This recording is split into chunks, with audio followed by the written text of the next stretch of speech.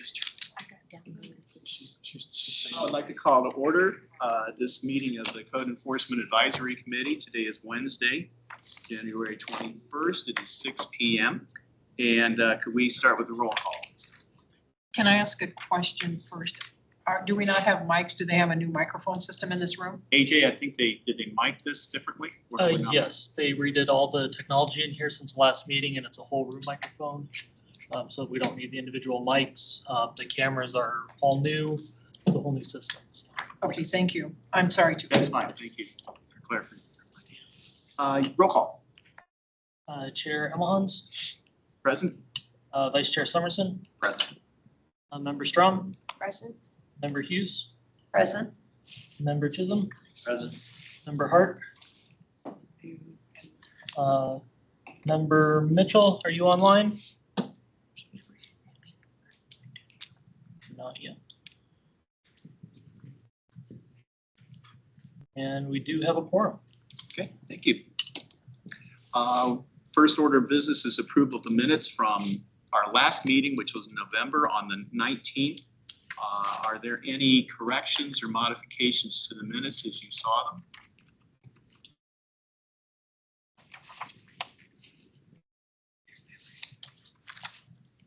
Taking that as a no.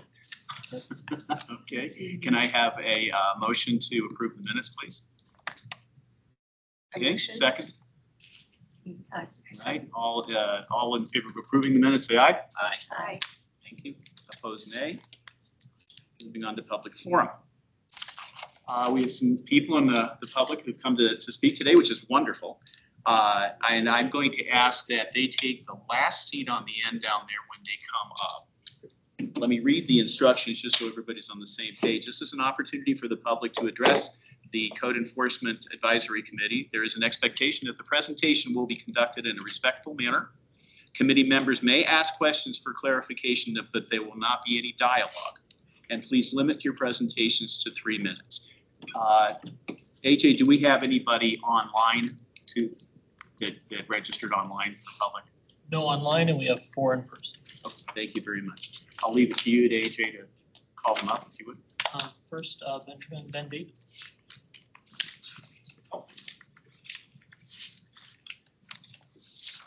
Benjamin Ben-David, Amherst and South Lincoln Street. I know what this is about. This is about pretty much the city taking houses, properties away from people on a possibility level of that happening. I've been to the city council for the past 7 years talking about 2831 South Lincoln Street, a problem address in our neighborhood. It started back in 2018. There's been 145 police service calls to this house. I've been in contact with the landlord of the house before. The police have as well. I have 25 EPD case numbers by myself alone against this address. I've been challenged to a fight by people in the house. They played chicken with me with their cars when I'm riding my bicycle. I've been to court 3 times to try to get restraining orders. I was only successful one time in getting a restraining order. The most recent thing with myself was I was out putting windshield wipers on my wife's car, and they were harassing us from their porch to my car, which is about 150 feet, yelling things at us. We call it EPD. The officer came out later on. They were standing on their porch yelling obscenities at me while the officer was taking the report, and the officer didn't do anything to stop it or go give the guy a ticket for harassment. I was in disbelief when that happened. Let's see, there's homeless people in and out of this address 24/7. They're there to pick up drugs. They come out of the house inebriated many times. I have seen in the past 8 years now, 5 people OD in and around the address, back behind my place in front of their house and over behind the now Indian restaurant on Amherst and South Broadway. There was a guy in the parking lot last summer in 90-degree heat laying down. I called EMS. I said, I went over, he's still breathing, but you need to get here fast.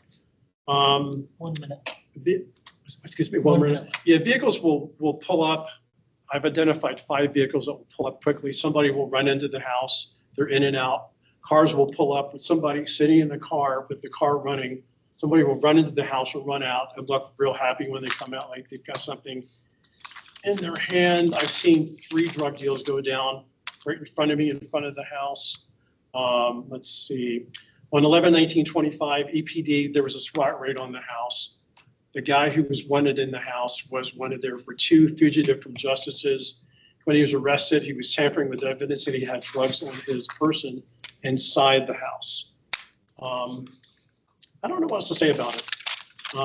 It's been going on for 8 years now, and we're just really fed up with it. If anything needs to happen for a house to be, the landlord to be notified of what's going on, and with the plan of correction to happen, this is the one. This is the one should be at the top of your I just met my new neighbor today. That's 3 minutes. I'm sorry. Okay.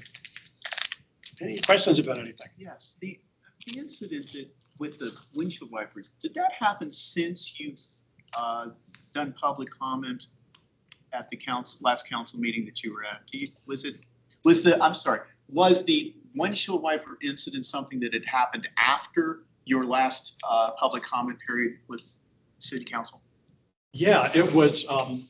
That's why I went to the city council meeting. You know, we had the incident on 11/19/25 with the SWAT raid, and our whole neighborhood was locked down for 4 hours from 5 until 9 p.m. The Inglewood SWAT pulled up a SWAT car. The house was surrounded, AR-15s, everything. They got the suspect out of there. And the scary thing about that is if this guy wanted to go out in a blaze of glory instead of just surrendering, what would have happened then? You know, this is a community neighborhood. It's not a rehab house. It's not a place for the homeless. This is a community, and homeless are in and out of there 24/7 all the time. Yeah. So the 2 incidents happened right after the 11/19/25 SWAT raid. I went to the city council meeting and talked about it. The chief was there. He heard what I said. I told the city council exactly what I'm telling you, that this guy was harassing us as we were changing the windshield wiper. The same guy was harassing us from the porch with the officer right there taking the report from me, and nothing was done about it. So I just want to clarify. Yep. Since the last time you spoke before council, have there been any additional incidents? has there been any more incidents? Any more incidents on that property that you're aware of? Oh, yeah. Homeless are coming and going 24/7 out of this place, you know, staggering down the street. It's kind of funny because it's almost normalization to us now. We see this every single day. We see people coming and going out of this place all the time. Do I report it to the police? If I did, I would just be calling EPD 24/7 myself. I have I've got a life to live. I have things to do as well. It's pretty scary. My neighbor who just moved in directly next door to them, she saw the police. She's seen the police over there 3 times in the past month. She's very scared. She just moved in. She's by herself, and she wants me and my wife to be our new best friends, and I don't blame her because she's quite frightened. So, yeah, we see things all the time. It's just nonstop over there. I don't know. How does the story end? I would like to see it end with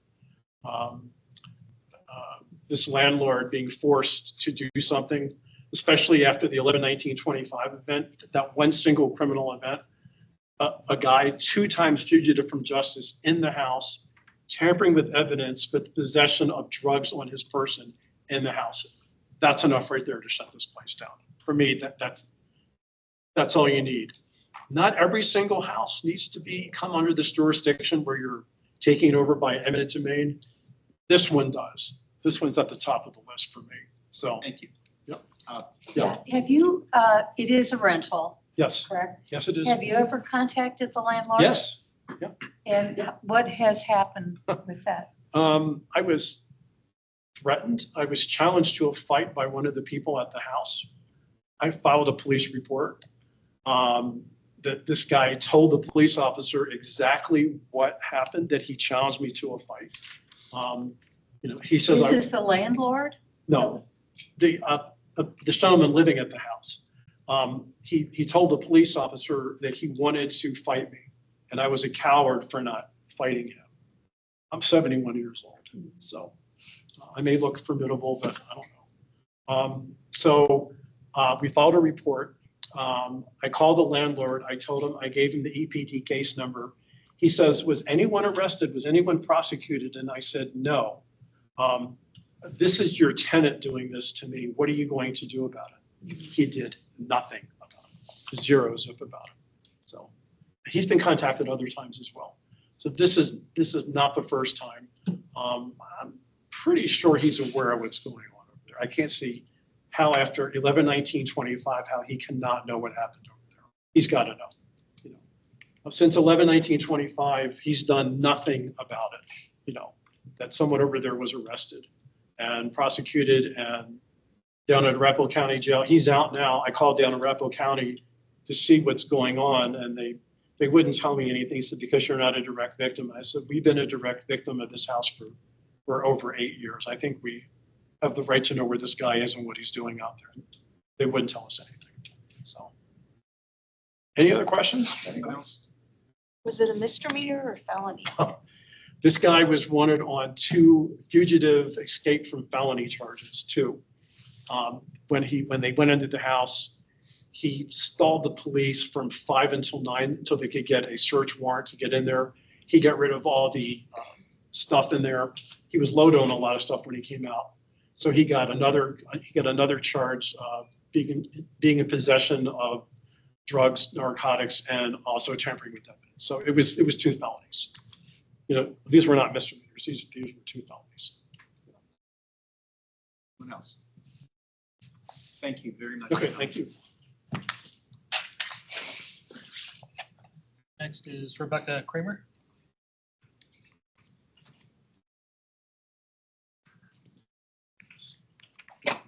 Don't know if it's the same as city council, but my name's Rebecca Kramer. I live in D2. Committee members, I'm speaking tonight to address, I'm sorry? Is there somebody? Okay. I'm speaking tonight to address conduct displayed in the publicly posted Code Enforcement Advisory Committee meeting involving Chair Rick Emmelhines and Councilmember Rita Russell. The interaction captured on video shows behavior towards a sitting council member that was dismissive, disrespectful, and inconsistent with standards expected of anyone serving in an official capacity for the city of Inglewood. Councilmember Russell was fulfilling her role as liaison, yet she was spoken to in a manner that was unprofessional and unnecessarily adversarial. Regardless of policy disagreements or procedural frustrations, no volunteer staff member or appointed committee member should ever treat an elected official or any member of the public in that manner during a public meeting. Inglewood's boards and commissions exist to support transparent, respectful civic engagement. When a vice chair behaves in a way when a chair behaves in a way that undermines those values, it damages public trust and discourages residents from participating in their government. I'm requesting that Mr. Emmelhines issue a public apology to Councilmember Russell. A simple acknowledgement of inappropriate conduct and a commitment to uphold respectful standards moving forward would go a long way to restoring confidence in the Code Enforcement Advisory Committee and in Inglewood's governance as a whole. Thank you. Questions? Thank you very much. And We next- can't really, with the new mic system, you can't hear We can't anything hear from over back here. here at all. Yeah. You want Just to pull up? FYI.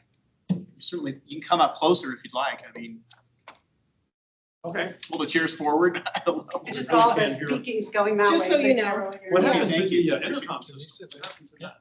Malfunction? You guys, you can sit on the end too, if that's a little bit That would closer be for better. you. Okay, Yes, I can. thank you. I'll hear you can read it.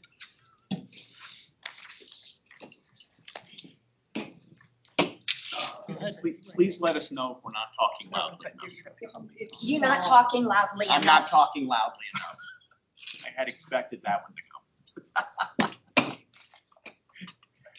Okay, thank you. Can you state your name and your Yep. address? Yep, Amy Cesario, I'm at 2856 South Lincoln Street, so I'm between Amherst and Bates.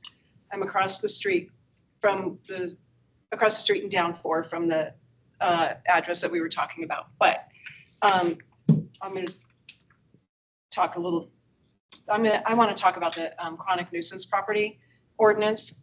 So thank you for the opportunity to speak tonight.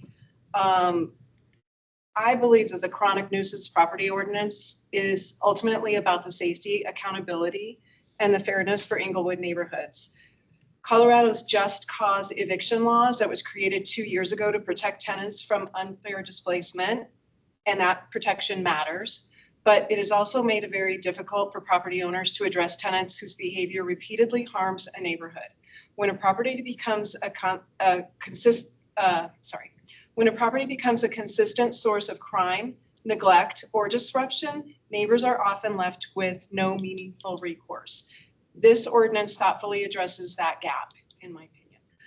What's important is what it does not do, and it does not punish victims of crime. It doesn't discourage people from calling 911. It does not require eviction as a default solution. Those safeguards matter, and they're clearly written in this ordinance. At the same time, the ordinance recognizes the reality many of us live with. When a property is tied to repeated drug activity, violence, abandoned vehicles, or severe neglect, it erodes the safety and the peace of the entire block. Police are called week after week, city resources are drained, neighbors lose the ability to feel safe in our own homes. And too often this happens at properties who are owned by slumlords who know exactly how much they can get away with, and owners who don't maintain their properties and they don't manage tenants or their land. They just take no responsibility.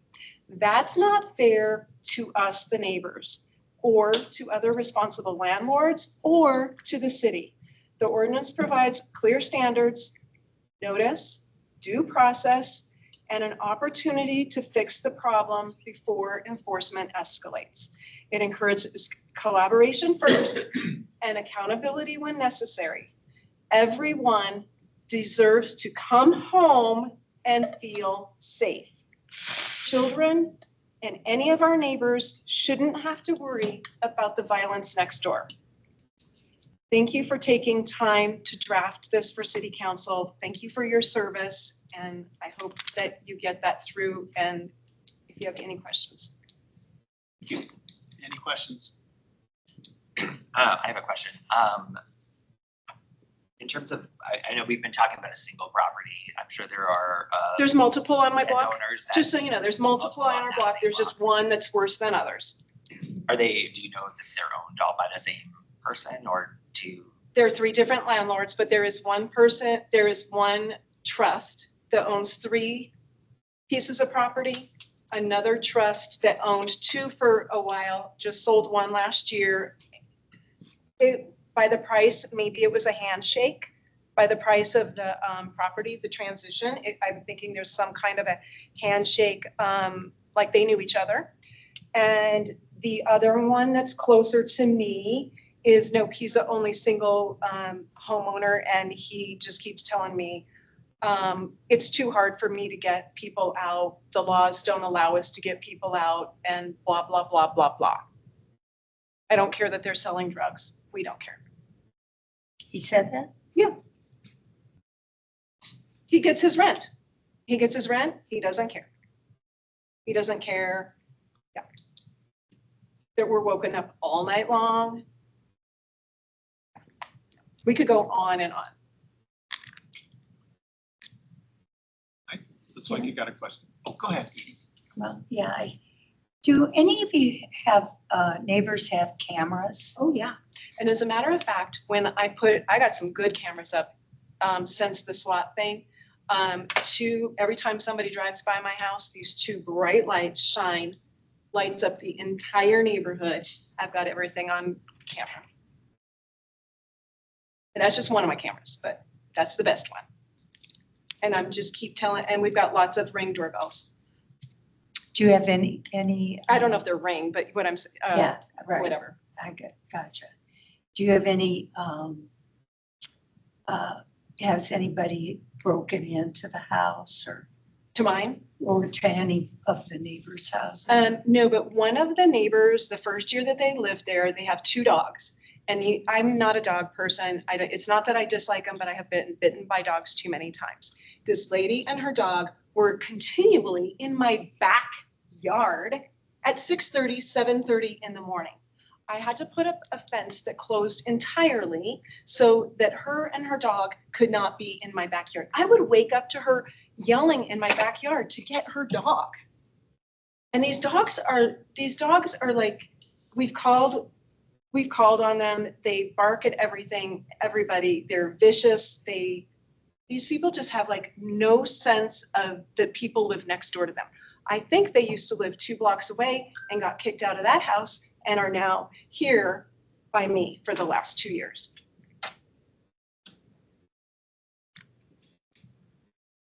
It's exhausting. It's exhausting. Sounds like it. One last question for me. Just, have you also reported to the police? I know you mentioned the dogs, but have you also made police reports? I know we've heard about Benjamin's. Yes. Okay. I have made police reports. I've actually had a police officer come and talk to me for over an hour and just talking about how do we deal with the situation? Because literally I want to go and knock on their door and tell them off, and they told me, please don't do that. And then I watched the movie, The Perfect Neighbor. Go ahead and watch that movie if you haven't watched it yet. Anyone else?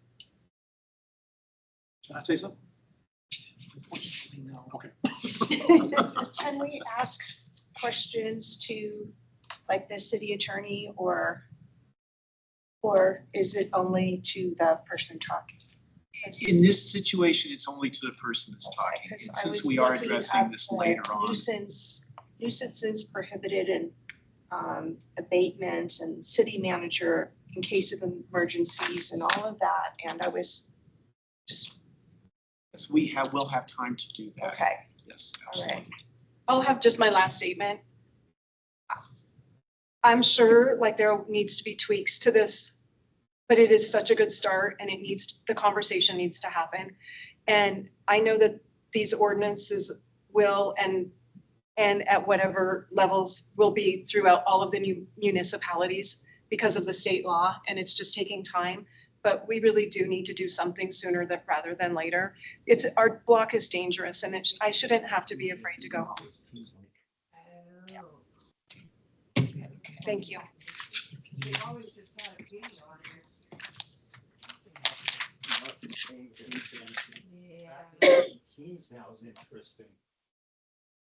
Sounds like we have a member joining us here.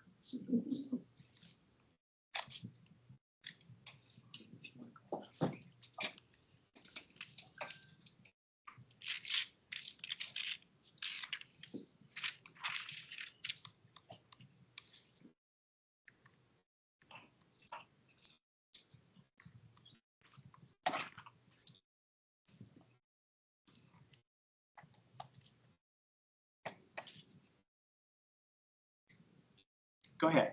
Can you state your name and your? Cian Dickerson, Bates Logan.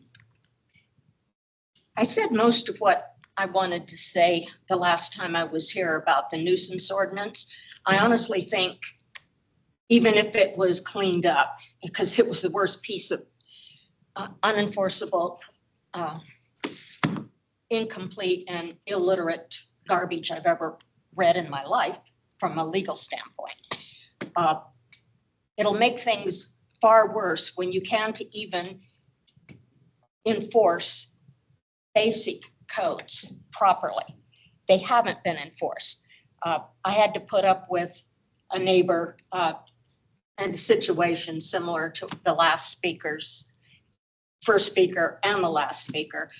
And it wasn't until, and I was in constant contact with the landlord, but they had a property manager and neither one of them could do anything with the tenant. They hadn't paid rent after the first 2 months. And nobody was helping them get these guys out. And they were breaking codes all the time, causing all kinds of trouble in the neighborhood.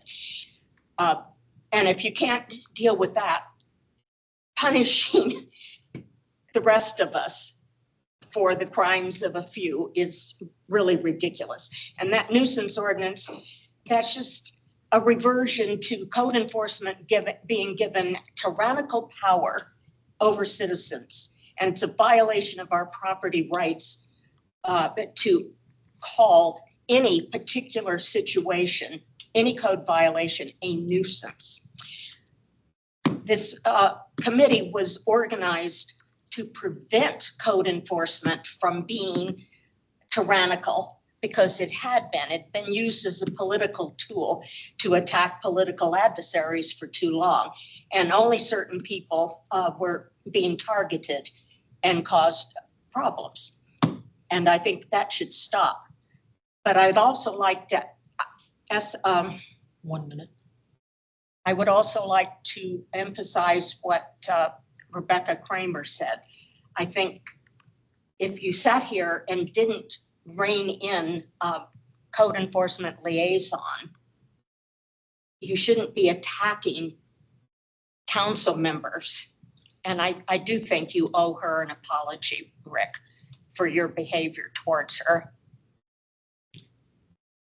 But I would like to say that I appreciate that code enforcement has not been as intrusive and tyrannical since the reorganization got your previous supervisor eliminated. His position was eliminated, and that was the easy way to get rid of a very problematic employee who was causing a lot of trouble in the city. And since all the rentals in my neighborhood have been sold to individuals and homeowners that are living in them, some of our problems have abated. That's 3 minutes. But it's not going to last for very long because it just moved down the street a little ways. And I'm having trouble with people with vicious dogs running off leash. And I am a dog person. I don't mind dogs That is being true. off leash. Thank you very much. Any questions for Ms. Dickerson? I guess I'm trying to understand, you are against the Nuisance ordinance. nuisance ordinance, but you want to have They things- don't enforce real problems. They just they write up things like they did to me. My whole neighborhood was full of weeds. My yard was the only one that wasn't. I was the only one that got a ticket for weeds. The weeds were obviously on my neighbor's yard, but I got the ticket. And you clarified that, I'm sure.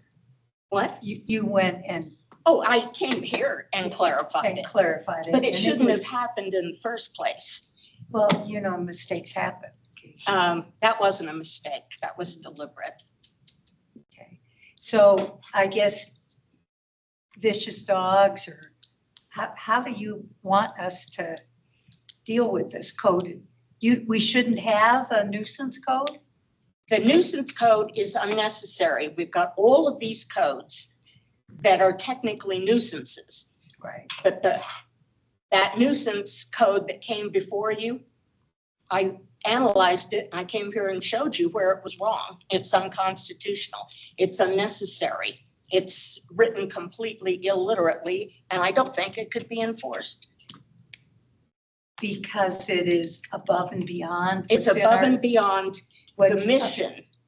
No, not the mission. I'm talking about what's in our current code. It's above and beyond what's already in the code. So there's more enforcement to it than there is in the current code. There's more cost and more ability for code enforcement to be tyrannical and violate property rights.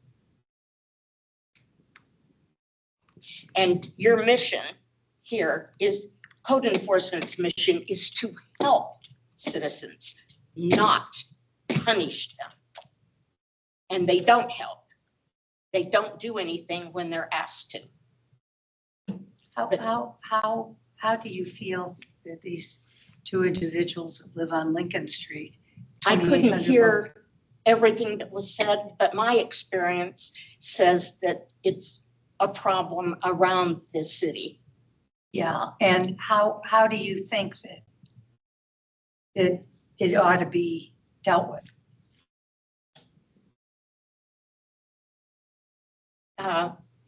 It hasn't been dealt with. But as I said, it's been better since the reorganization, but I am still opposed for it to be moved to the zoning department or the planning department. And then give them the right to punish and create nuisances or say something's a nuisance. That is a police matter, not, and I think they should be under the police. If they're going to have the right to put $2,600 fines and then multiply it, that should be under the police, not under planning and zoning. Okay. Any other questions? Not, thank you very much for coming. Okay, we're moving on now to old business. First section of old business has to do with our subcommittees. We'll start with the communication subcommittee. And is there any updates to that meeting? Well, we, AJ indicated that said that we do not have sufficient budget to get the angle fix magnets and the swag for angle fix developed, which would be great for planning, the planning group and planning and zoning and building department, as well as the police department. So he said that we should have more money this year to do it. Am I correct? Yeah, so the city has redeveloped how they're allocating funds for boards and commissions instead of allocating a small amount to each board and commission. It's a application. So if that's something we're still interested in moving forward with, what we'll do is I will see if the forms and the process is out. And what we'll do is we can resubmit that request through the new process. And then once that goes through, if it gets approved, then we'll have access to a larger group of money for certain projects. So if that's something that's, like we said before, it's more of a citywide, that would benefit multiple departments instead of just one group.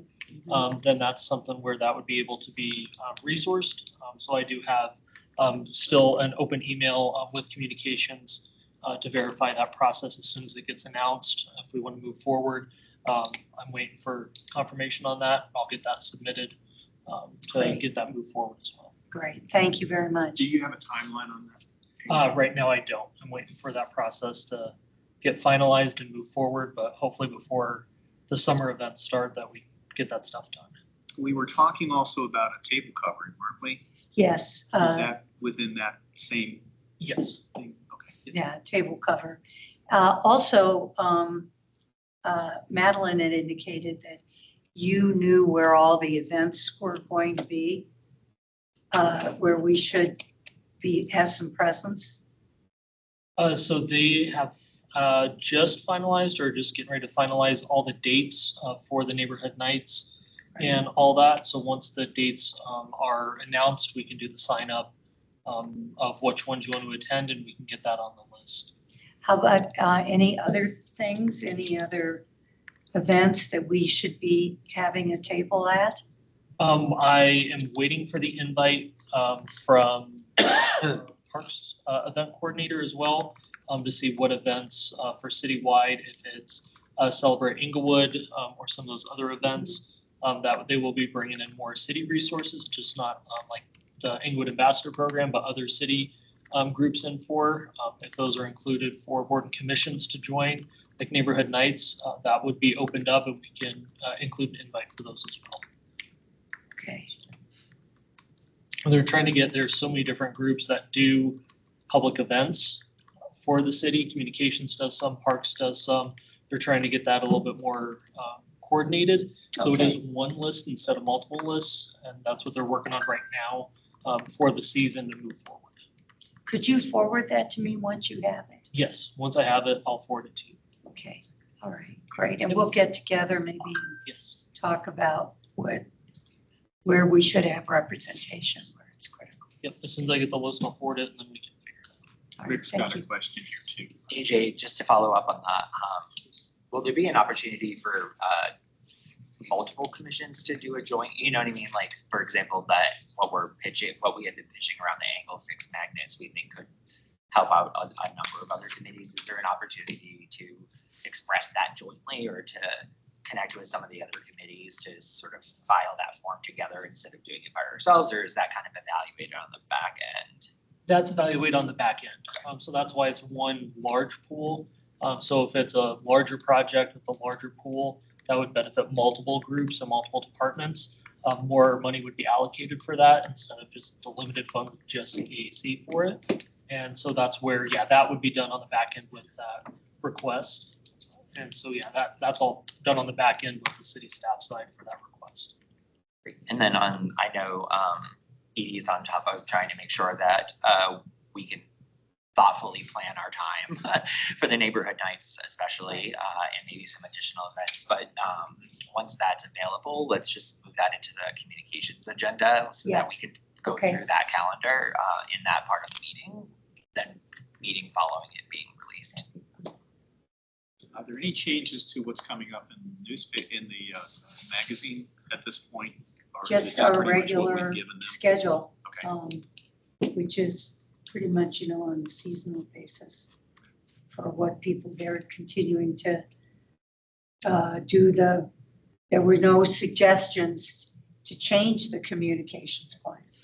And I thought it was adequate, and I think that the city's communication department is doing a pretty thorough job.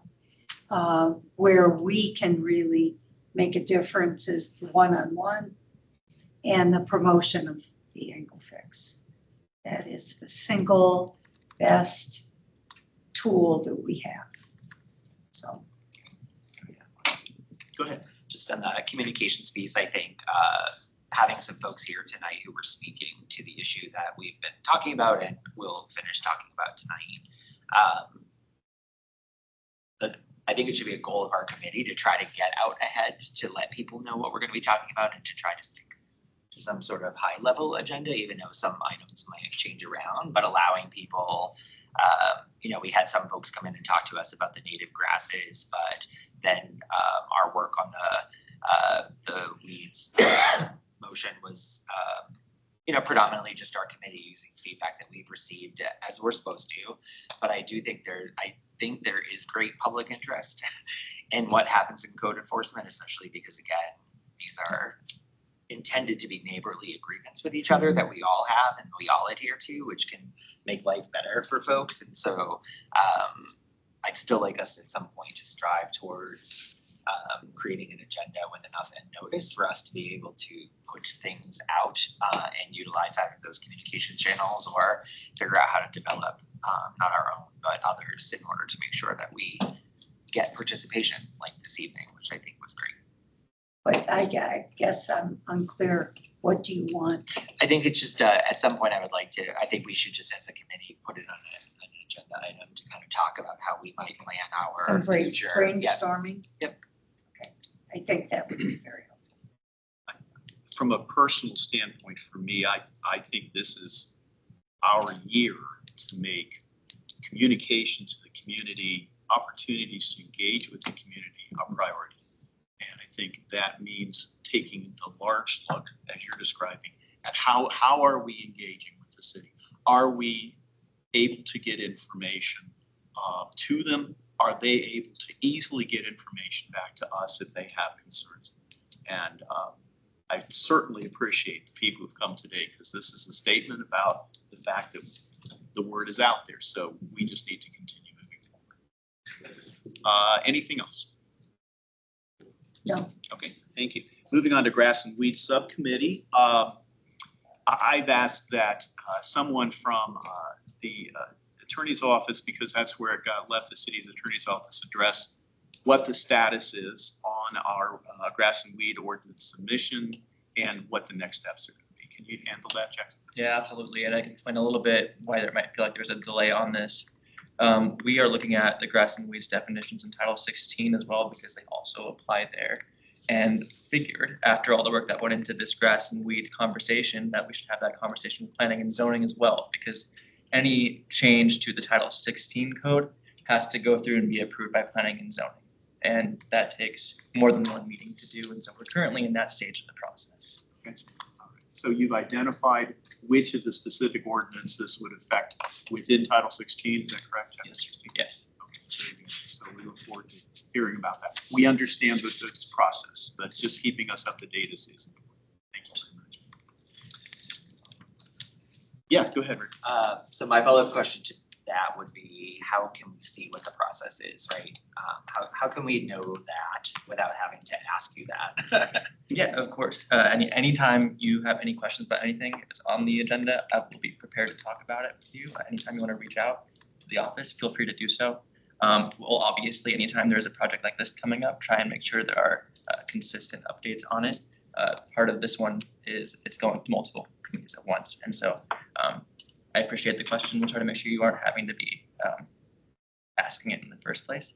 But like I said, anytime it's on the agenda, we'll be prepared to give you guys more information. Rick, as the committee has moved two things forward, has moved two things forward in 2025, does it make sense to add in within old business a section that is updates on things that have left us that have, at least until we know they've landed at council, which is their intention, and then maybe those I agree with that. I think my take is we already have a permanent section for the grass and weed subcommittee. And to me, that's a marker that until we see that has either played itself out or ended, that continues to be an active subcommittee. If it ever was a point where you wanted to come back to us for additional clarification, that subcommittee therefore is still active and they can address those questions. Does that work? Sort of, but then we have the chronic nuisance ordinance that we did move forward as a body last time. So that reflects here under new business because you have a recommendation you're going to share, but it doesn't reflect in old business the same way as those others. So okay. I do wonder if maybe changing grass and weed subcommittee to include that language of sort of whatever that follow through is general for everything that we've sent up, assuming that we will continue our work in 2026 to send things in the advisory capacity to council. So okay. Just for consideration, we can. What's everyone else's thoughts on that? Should we make this a more permanent thing within the old business until it's kind of worked its way through the system, so we always continue to get the updates so that we're kind of engaged with that? What do you think? Sounds great. Like that idea? Okay, I think we can just make that a procedural change. AJ, I don't think it has to be voted on. I think just make sure it continues to live in the old business. That's a good idea. All righty. That takes us to our next block, which is to continuation of our review of our bylaws. This kind of got truncated somewhat last time. We kind of left halfway through it. And I was trying to review the notes from last time to figure out exactly where we left off in here. And did anybody help remind us what we have and just haven't discussed? I know that we covered pretty much things on the first page of the bylaws. We've also addressed, and I believe one of the major changes is assuming that, you know, with our new affiliation, that the anywhere we see the word enforcement, that we use the word compliance as a replacement. I think on the second page of the bylaws, is there anything there that we did not address that we need to address?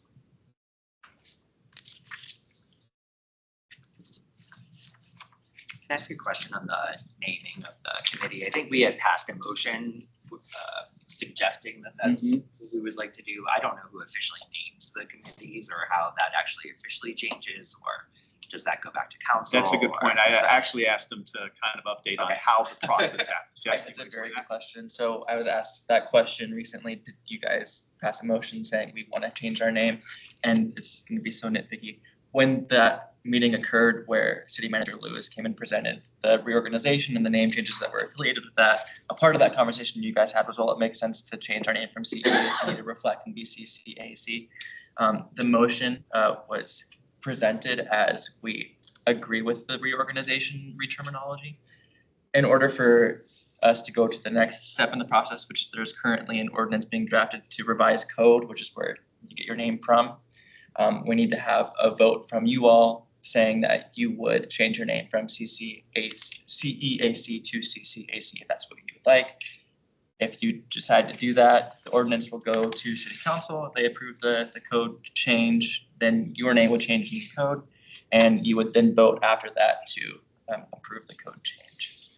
Does that make sense? That makes sense. Yes. Okay. Do we want to do that now so we can kind of get it off of Get our it over with. plate? Okay. Do we have Matthew? Is he on this call? I thought he was. Okay. I'm not seeing. Okay. That I feel uncomfortable doing it with two members on here. Okay. I would prefer that we have at least one more member. Just because of the size of our committee, 2/7 of it is a big chunk. And we do have one online. We do. Yep, he's online. Matthew's online. Yep. Okay, that's kind of what I'd asked, but you out there, Matthew? So Kim may be on. Tim Wright. Matthew He was on, he came Yep. on at 6:23, but Yep. he dropped off. I guess he dropped off. Yep. I just checked and he was on, but looks Okay. like he dropped off. We can hold that. If Matthew comes back, I think we can, I feel okay about doing that. But I agree. I think let's go off until we have a more of a majority here. Let's see, another question.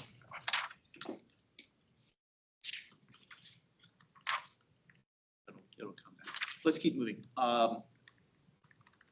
Any changes, anything? Let's go to, I'm gonna go to the bottom of the second page, which would be section 4B, C, and D. Let's just address those. I think we covered most of this.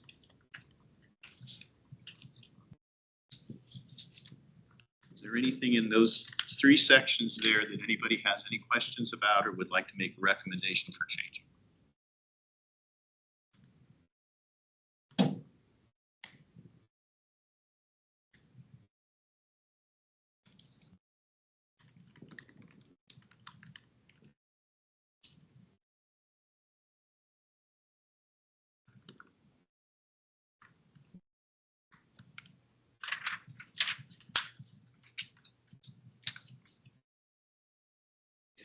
I have a question, and maybe this we want to clarify, but we're going to need some direction from, I think, the city on this.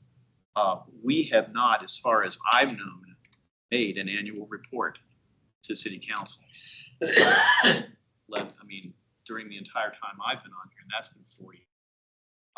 Is this a requirement from council that we do this, or is this something that's which was developed within our bylaws?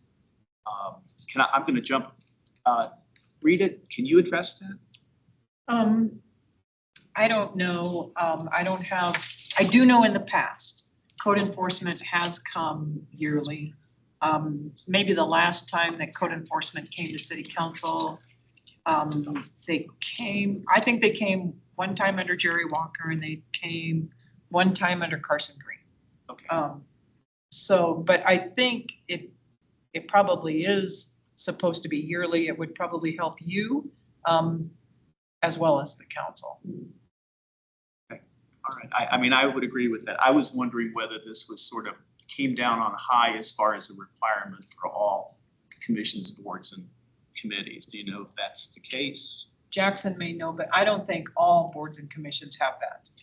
So, sorry, it is a requirement in code. Part of your duties and responsibilities it is to make an annual written recommendation to all stakeholders as needed, but no less than annually.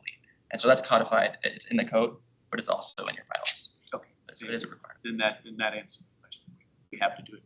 So So I would recommend, and we'll come to this in later new business, but that maybe we want to put that together for the next time so we can at least report on last year to council. And we'll have to work through the details on that. So. Jackson, would that include, because I'm trying to understand, so as we share, we passed 2 motions in 2025, grass and weeds, and then the nuisance ordinance as last reviewed in November. So would we then we wouldn't follow those through to council. We would then make an annual report in January for 2025, which would call attention to those things moving through the process, or because I'm trying to understand annual, but no less than annual. Like it's just, that's, you know. Yes. So that's a good question. It doesn't seem like in the code it's written as though you need to wait and once a year or more than once a year take action, right? I think the way I would interpret this is a summary of the work that's being done, and that kind of speaks to the role of your communication between the committee and city council. I think that might be an effective way to not change your current process for taking action, but then also add that extra to all stakeholders, members of community and city council. Here's what CEAC is doing. That makes sense.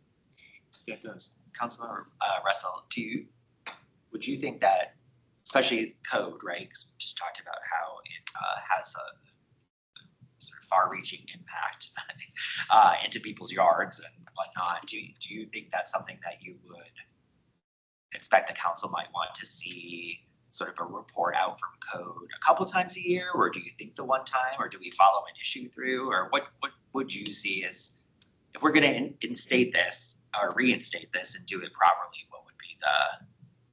I think yearly probably would be sufficient, because you'll find out that you get busy or it takes forever to get things done. I mean, it just doesn't happen in 1 or 2 months. Kind of figured that out. What form does that take? Is it something which we would pass through Member Russell, or do we just submit it? How is that done? No. That is a great question. One thing would be to agree to what the summary looks like in this form, and then pass a motion to publish it. And so then it's on your record, and then city council, what the council liaison here to have witnessed that occur, be able to communicate, this is where we go for the report from CEAC. That might be the least arduous process. And you know, it's interesting, what you've just described is really what the Budget Advisory Committee does. They work for a few months on presenting, they have to write a written report every year about something. And I think that's probably accurate. I'd like to put, since we're behind the gun on this, I'd like to put that on the agenda under new business for next time. We're not going to create a subcommittee or something. I think the 7 of us can work together, come up with the bullet points that we want to do, and then probably draft that. Maybe somebody would draft that part. But let's put that over into a new business for next month. Are we okay with that? Okay, so no change to that then. We're just going to keep it written the way it is. It gives us some flexibility there by not saying it in a year or something like that. Okay. It's been a couple months. I don't recall, I know we had some conversation about reviewing the process, procedures, administrative functions of code enforcement. What does that look like in this new iteration with code compliance? And I don't recall that being necessarily anything. We have spent time on the titles and chapters and all of those things, but we haven't necessarily talked about any kind of review of those processes or procedures or administrative functions. We get regular updates, right? We are hiring our seasonal people, our seasonal people left, our seasonal people are joining the police academy. But I don't know if it is our responsibility or if it is not. I think clarifying that and not having this sort of be there because it's always been there. If we don't know what it is, it stands out as very. Yeah, Rick, we have done specific things. For example, reviewed the notice that goes on the doors. the wording of it. Remember that we've done that. I think we've looked at how many and discussed and how many times somebody should be, and the length of time between the notice and the right to, or the correction of the problem. We've looked at several things specific to that. Am I hearing, Rick, that we need something a little bit more formal in terms of having staff update us on any changes within the code compliance department as well as procedural changes? I mean, I could see that happening, and I think we do have a place, that it could happen on a fairly regular basis, and that would be under the staff's choice, which is bringing to us any changes that might affect how we are engaging with you, as well as helping the public to hear more about the changes that are going on. If I can, just quickly, Yes. I think it's reasonable to present changes that affect the function of the committee with staff. That's one thing. But I would sort of wonder if it's a bit of an overreach that we present all of our policies and procedures to the staff to make determination that should be done at a leadership level in this organization, maybe not so much at a committee level, if that makes sense. This does seem a little bit overreaching. So I would just caution how that's worded in the bylaws. Section B to me reads pretty formally, and I think it provides a lot of latitude for us that we Right. don't execute. And so if it is not our intention to execute it, us or the city, the committee shall make recommendation to the city manager or his or her designee for improvement. So that just seems very, we are an advisory committee to the council. That does not seem very advisory committee to me if we have in our bylaws the ability to go to the city manager and make recommendations because we disagree with or have done a review of something the department has done that we don't like. So sorry to jump in. That is a function of the committee in code as well. I think that language is taken directly from code, reviewing processes, procedures, administrative functions of code enforcement, code compliance, make recommendations to city manager. So that's totally, if you want to have the conversation of, is that a role we're comfortable filling? It's a potential code change. That would have to go up to city council for them to review. Do we want code enforcement advisory committee to look the same as it has before? But under your current function under code, that is your duties and responsibilities. Okay. I'm of the opinion we don't mess with this. I think it's broad enough that the necessary updates to us regarding our engagement are here. We have a time assigned during the council, during the meeting to do that. It's a discretionary thing. I don't think we're expecting a report every month on, this, that, or the other thing. I also feel that the inclusion here of the city manager, his or her designees for improvement, there's a his or her designee there too. You don't have to run things up all the way up the flagpole. You can certainly, make recommendations otherwise. I would recommend we not change this at this point. I agree. Thoughts? I think that is our interpretation of what we have come to expect by the people who are in front of us right now. The people who are in front of us right now and the people who are sitting in these seats may not always be these people. Right. And so they will read the bylaws. And if there is opportunity for there to be a proper review of the processes, procedures, and administrative functions in which we can then bypass council to make a recommendation to the city manager, I just think we should be aware of that.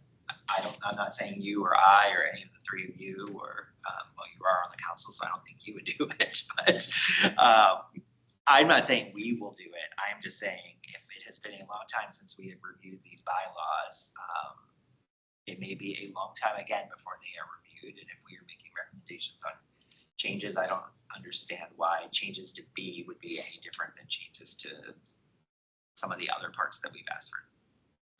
feedback. Just as long as the expectation again is that leadership can't make adjustments to processes and procedures as needed prior to it being presented to this committee, then I think we're good on that. Again, as staff changes, as the needs of the community change, there's going to need to be adjustments on our end that will need to be made sooner rather than later. And I don't want you guys to feel like we're not communicating that to you because it didn't go through you first or something like that. Can you run me Happy through to a keep you updated. hypothetical?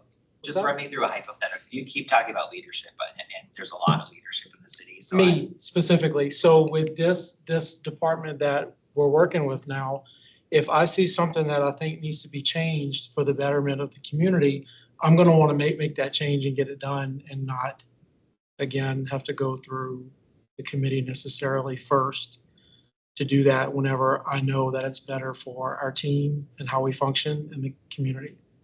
But B allows us to then review that change. does. and It does, suggest that 100%. to the So city again, as long manager as that we're we don't agree keeping- with it.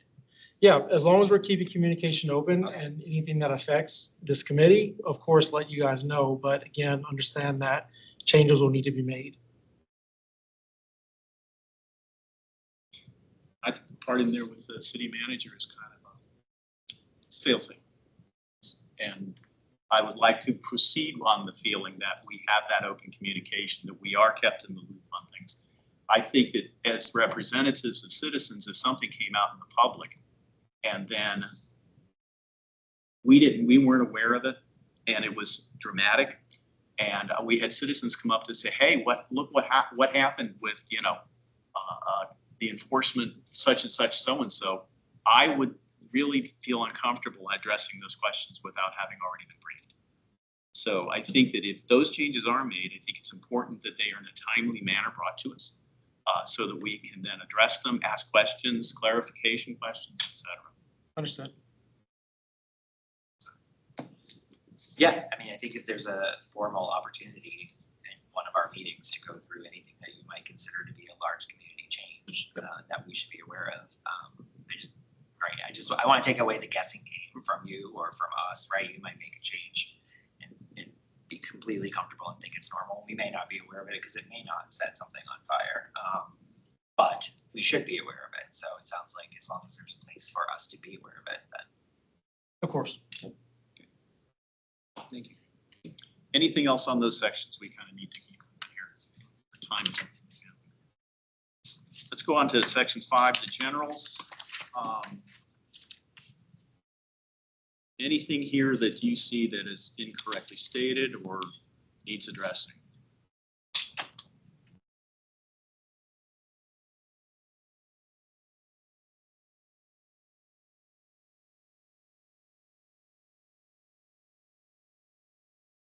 If I may, one thing that has come up, currently we do elections in August, because that's how the rotation's been.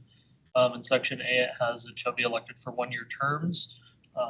Our term right now is August. If we want to actually define when we do elections, this would be the chance to define when those elections are.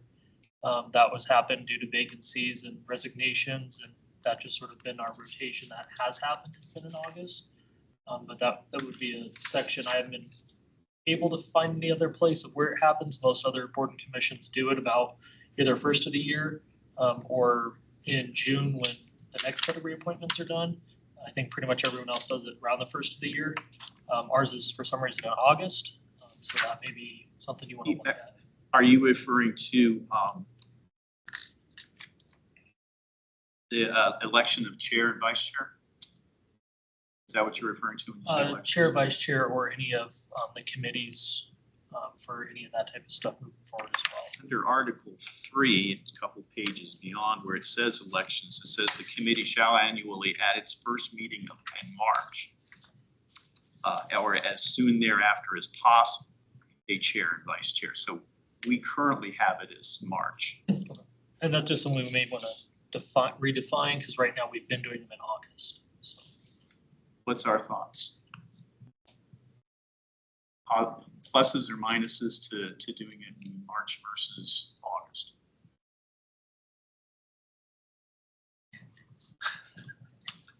You are serving Is there a benefit to either one? Is it Yeah. Well, that's what easier I'm for the asking rest you. of the city? Yeah. Is there, I think this needs to be kind of here is, you know, when do we have new members usually come on? What periods? First meeting for new members is February for first of the year, and then July is first meeting for the June appointments. So not August or March. Right. Well, any thoughts? I mean, you're right, we I have been think- doing it in I think August. the way it's written, we should follow the rules here. We have It the says March opportunity to 1st. change it if we want to. This is our bylaws. I don't So, see any advantages or disadvantages one way or the other, I change it. all right. unless I'm missing something. No, well, that's why I asked about the onboarding of the new people, because they would be a part of that decision, having not had much time ahead of it to understand the person or the roles and the interactions. They might want to have more information before they could make a decision. But either one of them, like you say, one of them's, you know, February and March, the other one's July and August. So it really doesn't make much Right. difference there. If we want to do August, we should change it in here.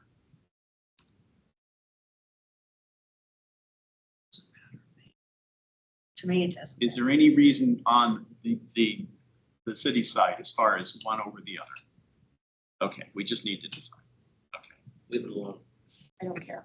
Okay, so that means that the March meeting, we are going to be re-electing chair and vice chair, as well as subcommittee heads. Are we okay with that? That's fine. Yeah. It's gonna come up sooner. Okay. All right, we'll leave it the way it is. Gonna leave it, sorry, good March.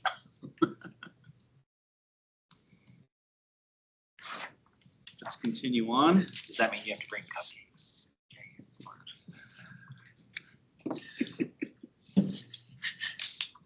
I think attendance at the meeting is more likely to occur in March than it is in the summer. I think that's the one tipping point.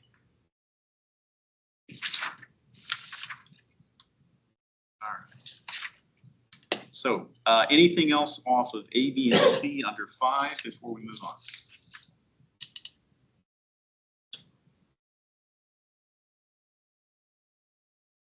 Nothing? Okay, moving on. Let's go on to Article 2, membership. I have comment. I really feel that 7 members is too small a group. Because when we have people that are missing, I think it's a major disadvantage to input and conversation here. I also feel that to have subcommittees of 1 or 2 people is not very practical. And I do feel if we are going to fulfill the objectives, which are stated in the first part of this, and I underlined it in C, develop community education efforts to inform the community about enforcement initiatives and regulations. I think if we're going to do outreach, we can't do it with just 2 people. It's too much. And I mean, we do have the resources of communications, which has been great. We haven't had to do too much, but we really are very limited. So, and the other thing is, and I've mentioned it to Rita before, that I think there is such a demand with people wanting to serve, volunteers. I mean, we're turning out people, citizens from the leadership group here in Englewood, I think at least once or twice a year.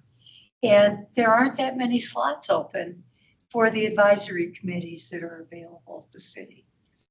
And I think that that's a natural, them wanting to get involved, it's a natural next step. And I think that we need to open up some slots for them as well. So there's a benefit there as well as to the committee. But Back to the city. What's the official code on this? Right, so I'm sorry to continuing being the no person, but the reason is your bylaws have a lot of wiggle room outside of the 6 sections in code that codify what the committee is, and that includes that it's a 7-member committee. As far as a subcommittee issue, that's completely up to you guys, what you want to put in your bylaws. As it's written, the chairperson can make a subcommittee at their discretion of whatever size and for whatever purpose they decide necessary. So absolutely feel free to change that if you would like. And then obviously feel free to recommend to city council if you feel like 7 is ineffective, that is for their review though, the number of we could members make per a committee. recommendation to that effect. You could absolutely communicate that to city council. Okay. They can review. I would recommend we do that. Everybody else, what do you think? Sounds good. Sure. Good question for the council. I know at one of the recent meetings, there was discussion about, I think it was the Tuesday city council meeting where the new slate of appointments was voted on, and there was discussion about the number of people who were turned away because there were not spots for the applicants, that there were some committees that were being considered for an increase in numbers. Is that something that is, so do we need to make the recommendation, or is that something that's being considered sort of across the board through all committees and commissions? You can make recommendations to council anytime.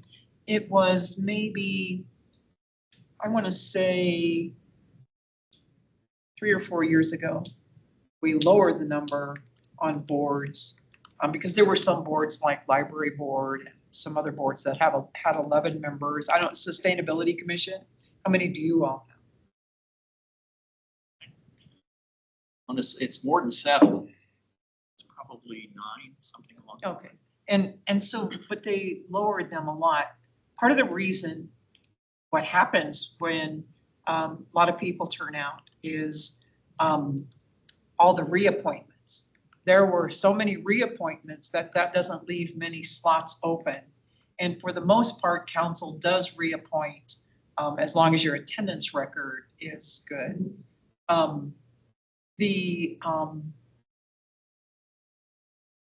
I think, and that's one thing this board, in the past, this board has removed some people occasionally because their attendance record is poor. I mean, you could ask council to do that.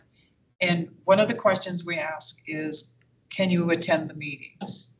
And I think if council started, but I'm not sure, we have some problems getting everybody here, right, all the time. So I don't know what you can do about that. As far as the subcommittees, I just would, if it's okay, can I address that also? Yes, absolutely. Part of the reason that this board and probably a lot of other boards only do 2 people is because then it doesn't violate open meetings law. Now, I know that Board of Budget Advisory Committee, they do work together, but Jackson, is there something about when you're working on work product? So they do it, they post it on something online and then everybody works at it on different times. But as long as it's work product. Yeah, tell me if I'm not answering the question. It's not that more than 2 people cannot meet and discuss business and create work product. It's that if they are, it has to be open to the public. And so you would have to figure out a way to either meet here, post when you're meeting, allow the public to come, record. But that's why it would require an extra step. Yeah, Yes. yeah. And because you're working on a city business. Speaking from my own personal experience on sustainability in the group that we're working on the certification program, it's a big change to go from a couple people on a subcommittee to having, right now we have four members of the commission on that, which means we have to post every meeting, we have to have notes from every meeting, we have to invite the public to every meeting, and it's just it's like all of a sudden big change. And so that's part of the reason I think we've kind of kept these subcommittees small so that they can have more flexibility on when they're meeting and how they're meeting and what they're doing. So that's the flip side of the subcommittee discussion in my mind.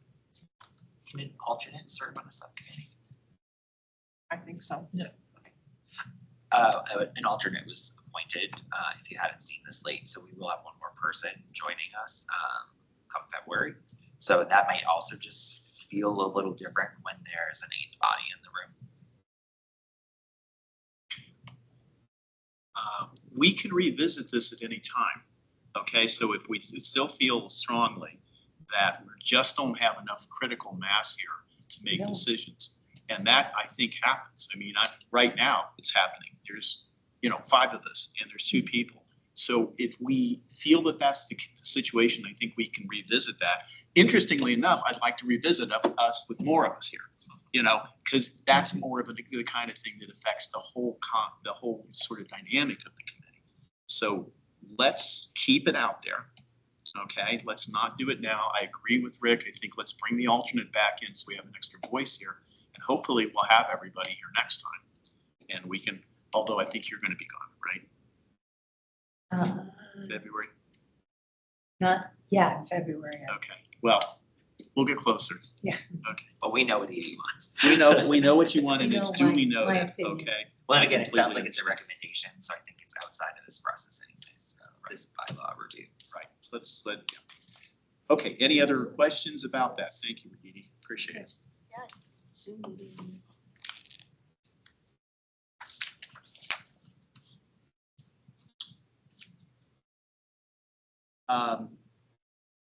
We're in membership, right? Sorry. My own place. Article 2 membership still. I'm going to ask, at the last meeting, the committee had requested from Carrie Babin to address the issue of the liaison and how liaisons are utilized, how they work within the various subcommittees and boards.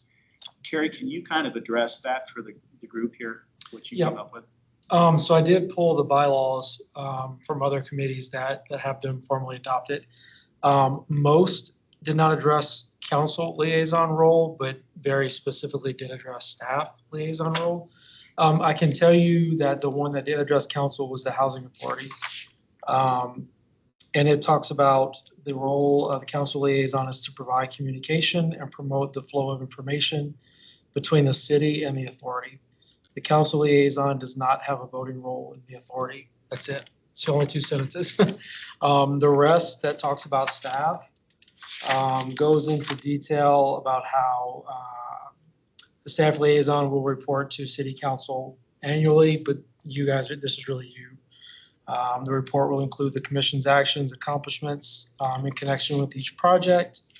It goes on to talk about what the recording secretary does and things like that. So it was sort of a mixed bag, which is why I was suggesting that clearer language maybe come from the committee to start. And then we can help kind of guide, how that needs to be formally written within the bylaws. But for you guys to propose those changes that you would like to see. Thank you. Thank you for pulling that, because I do think it's important to start actually with what you said, which is we're not, there's a lot of different things going on out there, and here's what we found. And then for us now, I think for me, I communicated the last time, the clarity here, Councilmember Russell, I'd love for you to weigh in. For me, what I'm confused about on the liaison role is not the participation.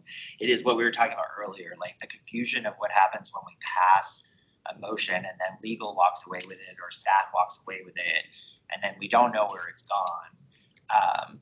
Is that something we should be looking at the liaison to say, we've done it, we've finally passed a weeds and grass motion. Please share with your friends, up on the dais.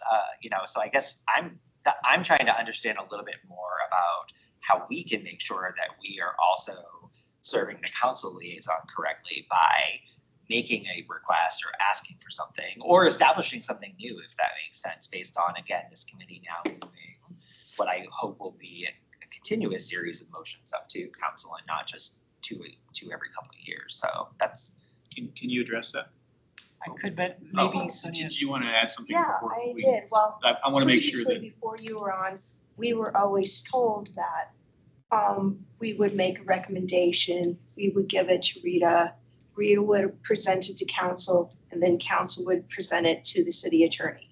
And that was normally, and sometimes that was 6 months, but it was the progression of how things moved. If I'm getting it right, that was the movement of it. At that time, and there, I mean, there was a little bit different dynamics at that time also because there was not a representative from the city attorney's office that came. And so for the board to actually get that attention, the council member did that. I think, and each board, council liaison has different roles. I'm on I'm council liaison to 2 boards that I'm actually a voting member. And so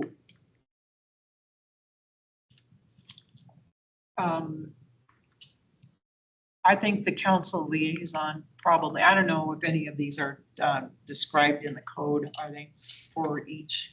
So no more helpful than you've already been given, but I think that the code considers council liaison, it's not going to be news to you, but within that scope of your role as a conduit of information between the committee and city council. And so the function used to be the council liaison would be the one to take recommendations and then pass them on to staff. Now we've expedited that with the council liaison here to be able to still communicate with city council on the status of projects. Does it impact how, I guess I would point to or ask Councilmember Russell as a council liaison versus a voting member, how is it helpful to be in these meetings and communication with city council at large or with staff? Does that question make sense? It does. I think that the council, I mean, it's really to your benefit to have a council liaison because council liaison doesn't necessarily have direct communication with all staff. Council has direct communication with the city manager and with the mayor. And those two, they help you out. Staff, I mean, I actually think it's very good to have a representative from the city attorney's office here because you deal with code a lot more than some other boards. And that's basically, I mean, I see myself as being a benefit to you to be taking the information that you give to city council and vice versa. Absolutely, and I would add to that. I think that speaks to the word conduit, right? It's both ways, and so it's helpful to have council liaison here to update you on progress on your projects to say how has this gone with city council? Do we need to follow up? And then any other input that the council liaison has specifically because of their role on city council. Well, I think that, we in the past and to this day appreciate your interpretation, your vision. We're blessed because we have someone who has extensive time on council so that you're not just talking about the last 6 months, you're talking about the last 8 years. And so that helps us to kind of see that. The other piece I see, which is the benefit, is that if we have an idea, you have a way of sifting it to say, is this going to be acceptable to the council at large? Or are we kind of whistling in the wind with this idea? That's critical in my mind to your role. I would love to see us clarify. It's basically section 1, part C, which says one member of the city council shall serve as a council liaison to the committee, that we clarify within that what we want to have from a council liaison, starting with, for the specific purposes of, and then kind of fill those things in. I think that's what I'm hearing from Carrie is a little bit more, if we want clarity, this is our time to write in what we need to do. So, go ahead, Mike. Just throw out some thoughts.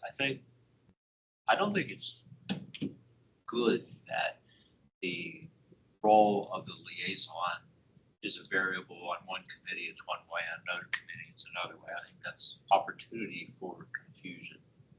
So for example, on this committee, if we come to a conclusion, are we saying, Rita, go to bat for us, you know, go to city council and really impress them with how excited we are about this, or not?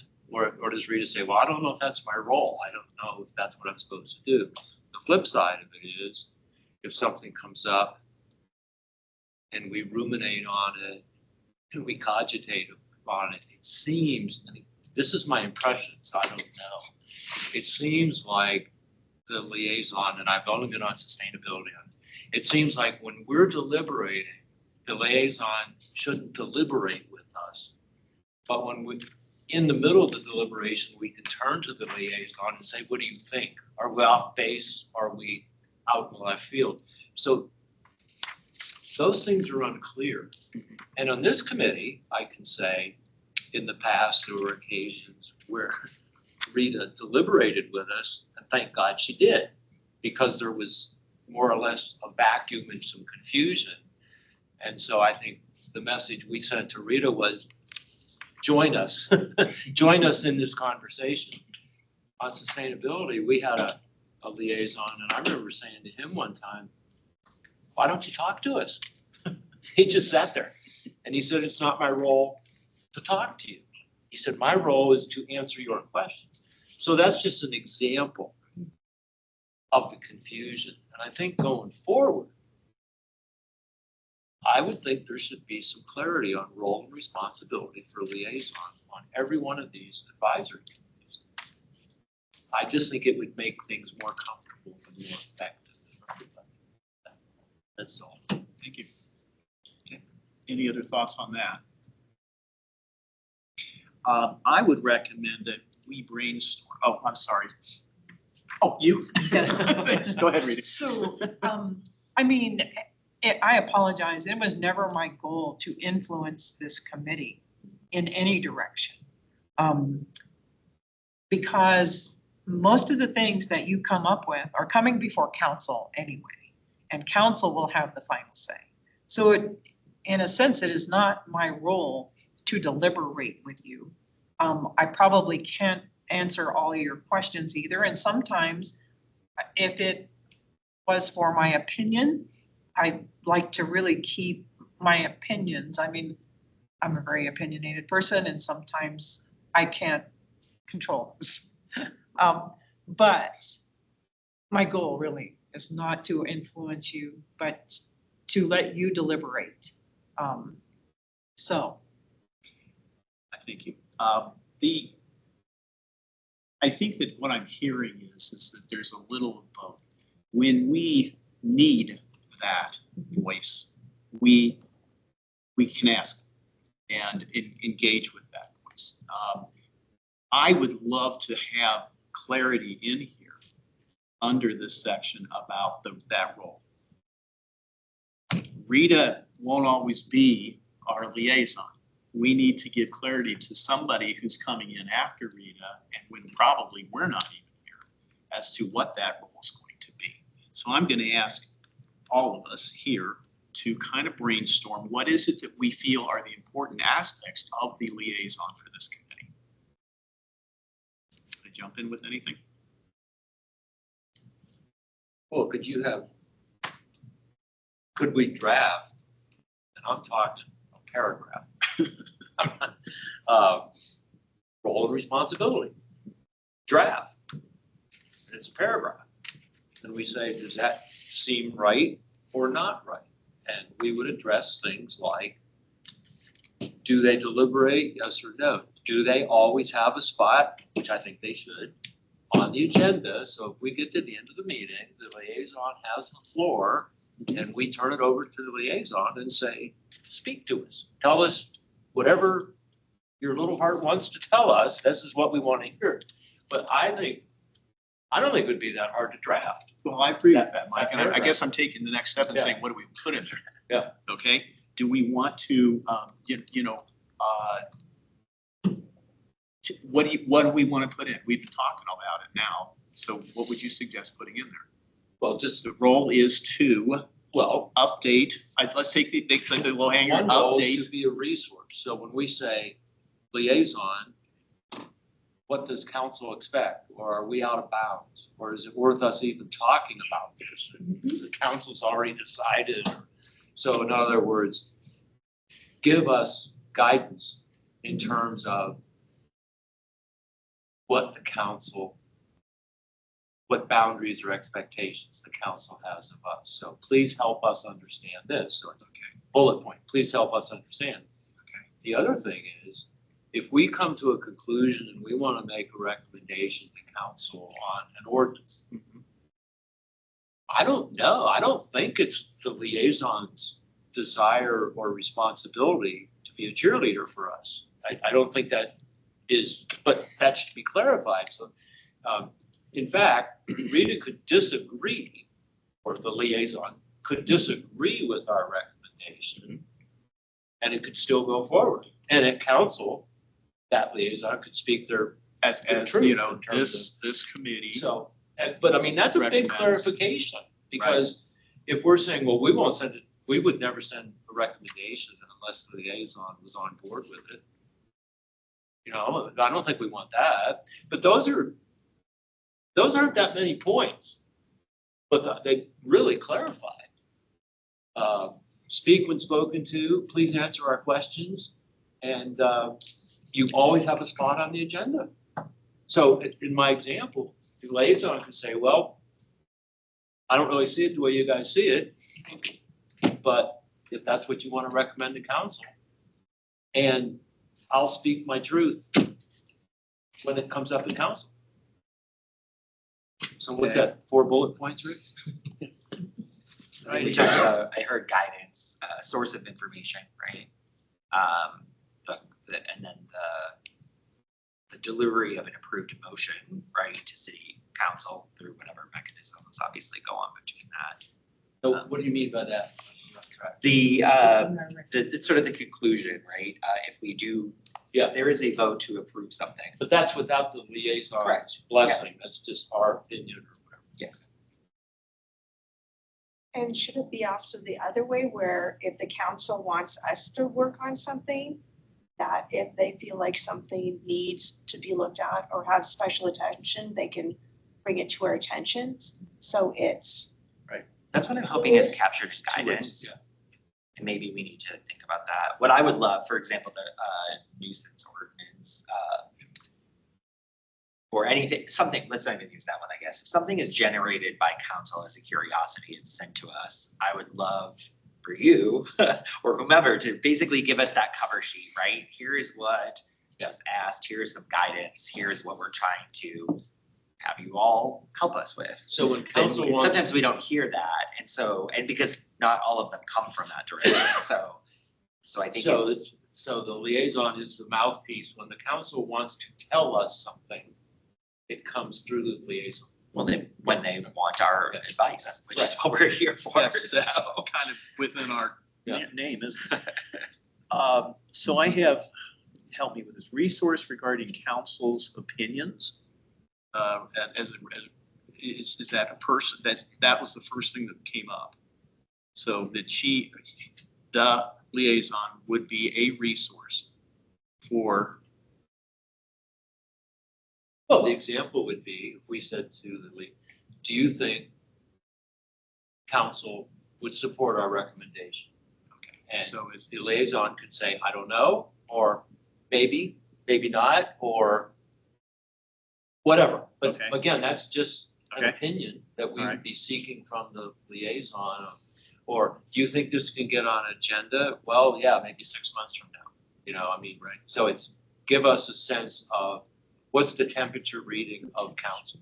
okay, I think again, what I'm hearing is the consistency of source of information, right? So I think the more clear we can be and the more broad, yet specific we can be, right? So source of information in council matters, or a source of information in topic knowledge, or you know, that to me is what we would be seeking, right? Do you have any information from council? We need source of information. Do you have any information on this topic that can help us deliberate source of information. So I think, again, the guidance part defined as providing guidance when there is some, because it is a directive from council for us to examine something. Guidance in those guardrails that you shared, right? We need you here. This is what we're expecting. And clarification, so if we're ruminating on something and council's already decided it, or it's already a work in progress, we don't have to waste our time on it. You know, that horse has left the barn, so that's back to guidance and guideposts, or whatever you want to call it, boundaries. Are we barking up the wrong tree, or is this a relevant thing for us to be dealing with? So somewhere in that line, we're gonna put the word guidance. Yes. Give us some guidance. Okay. I have deliver recommendations of the committee to council. Correct? I don't know, that was a question I asked, Okay. I don't know I the mean, answer that's, to that. do you see that as the function? What, now say that statement you Deliver, made before if that. we have recommendations, we have a letter, Mhm. that would be delivered to council, if we requested it to be delivered to council Through you. Yes. through you. Or do we deliver it ourselves? Well, I think what has happened, I mean, yes, that works and I would go to the council, but there was a point in time, AJ, when code enforcement was then reaching out to staff, but I would reach out to the council. Is that, trying to think, Yeah, so at one point, code would reach out to city manager or city attorney's office, depending on what recommendations were made. And then those would make it back to council, or you would make, if it was something new, if council was interested in it, you would bring it to council to see if it was something that would be interested. And if it was yes to move forward, it would be brought back to the committee to say, yes, let's pursue it further. And then a recommendation would be made to city attorneys to draft something. We've tried that process in the middleman, to bring city attorney directly to the committee to draft those already. And then it's already established in code that city manager and council can directly bring stuff to the committee. So just like chronic nuisance, they can bring that to the committee at any time for review.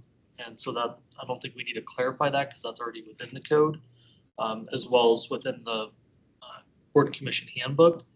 So I think we've done it in the past, which I think we've now simplified. So I think there's different ways we've done it, but I think what's happening now is with the extra resource of staff and city attorney, we're cutting out that middleman. that, meaning the council or who is the middleman? With city attorney, because we're cutting out the back and forth of me having to go through city manager and city attorney and you having to go to council. We're both having to get approval to move forward, where now it's city attorneys. We have that approval from both sides to now go straight to draft with city attorney because there's support from both sides on it. And that is one thing I want clarification on from council. We're going to be talking about this. And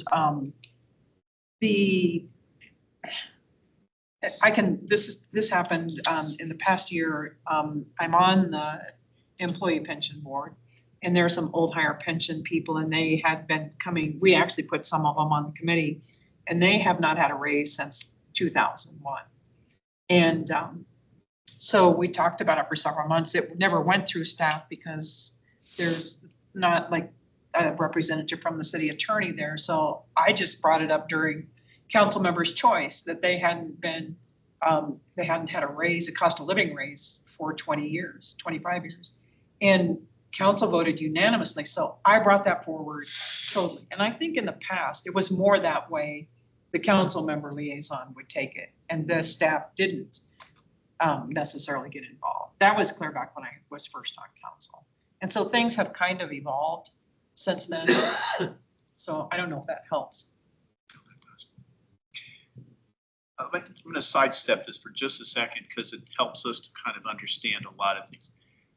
We've appreciated over the last, 2 years now that we've had a representative from the city attorney's office here. Is that a permanent thing for us? As far as I know, the plan is not to change that. Okay. because that determines a lot of things in terms of, like you said, some of this procedural. If that's going to be a fixed thing, then that can affect how we structure some of this information. Because we can get questions answered right away, we can move forward on a lot of this stuff, so that's great. Okay. I want to keep moving on this stuff because I really want to kind of grind through this. Update the committee on the actions, update the council on the actions of the committee. Do we agree that that's one of the, it's kind of a basic thing, right? Okay. Update the committee on the council's actions. So that's basic. Anything else? Anything we want to put into this? For the liaison to update city council, a little confusion. Does that mean it has to be an agenda item on the city? I mean, how formal is that?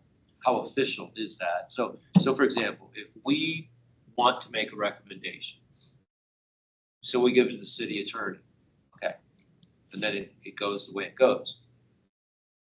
Well, let's say the liaison agrees with us on this recommendation, but they don't agree with us on that recommendation. I don't think they're an advocate for us. So again, let me restructure what I think it is. Because I'm confused on who's communicating to whom. There is a time during every council meeting that the council updates what's going on with the committees and boards, correct? Correct. Not often used from what I can tell, but it is there. a window there for that. Okay. And the way I would see it is, Rita says, hey, I've got an update from CEAC here. They're working on processing through the chronic nuisance, Okay. whatever it is. But it's just kind of a anecdotal update to let council know that we do things in a sense. But that's more of what I mean to motivate this. Okay. Okay, and that makes sense. Okay. Again, I get into, frankly, not wanting to put the liaison into a double bind. Okay. Which is when we communicate to council, it seems like the liaison should be agnostic. Is that right or not? That is accurate. Okay.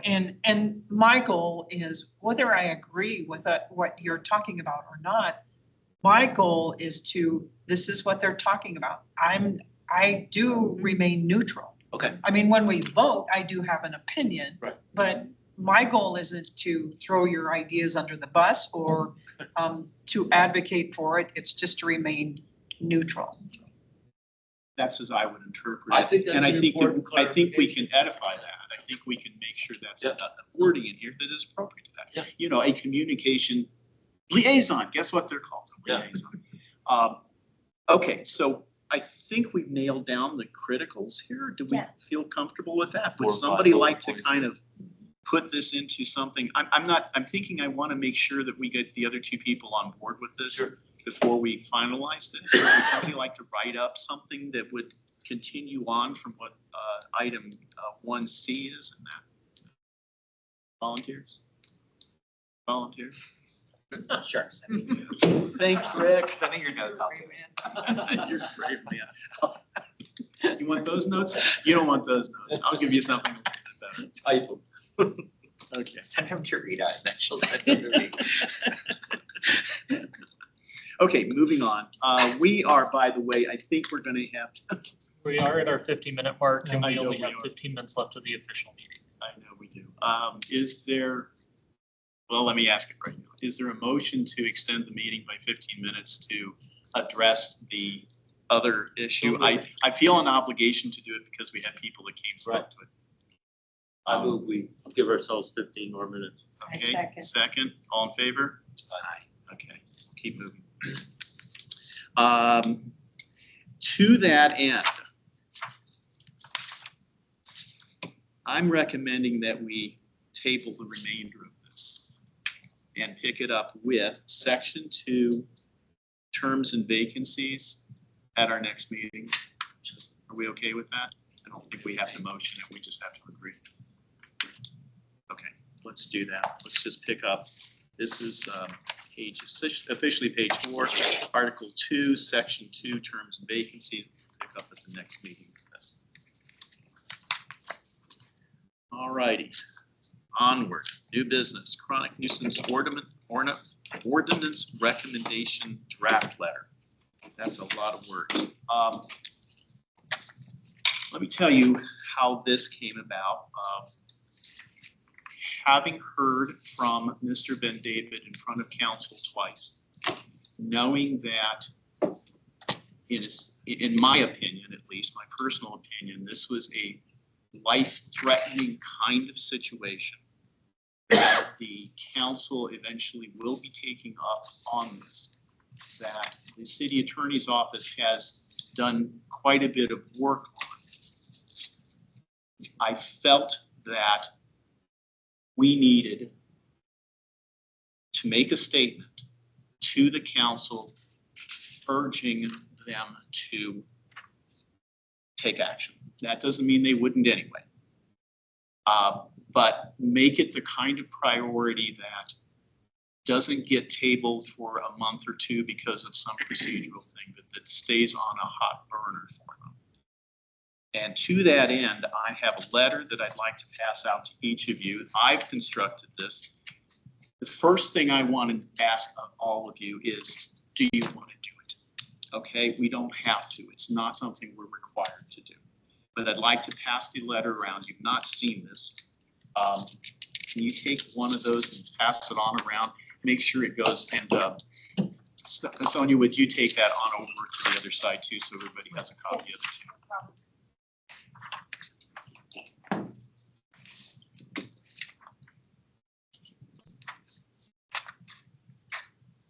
I can help. Thank you. I'll give you a minute to read through it on your own so that you have a chance to kind of digest it. I want to emphasize that I'm not pushing anything here. I put this together as a point of departure for us to have a discussion.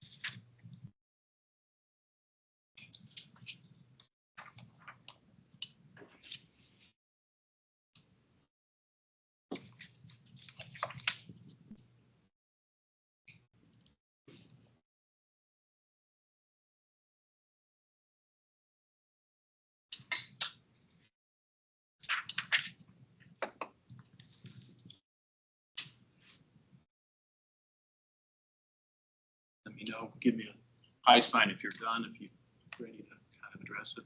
Okay, Michael, are you okay? Got it. I like the letter. Hey, before you do that, I want to know whether we want to do this.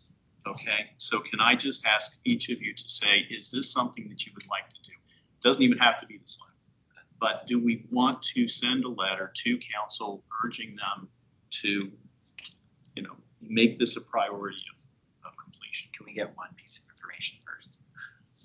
So we heard about grass and weeds and how that's sort of moving through. What happened after November?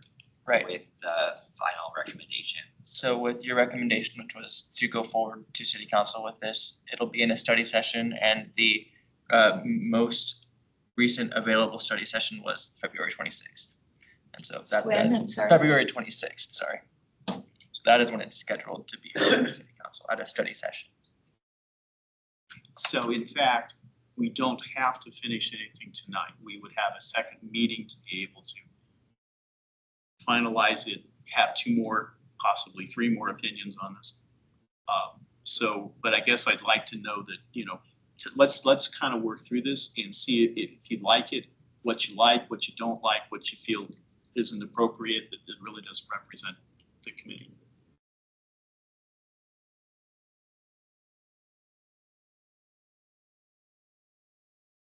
I think it's good because I'm looking at the judicial abatement nuisances in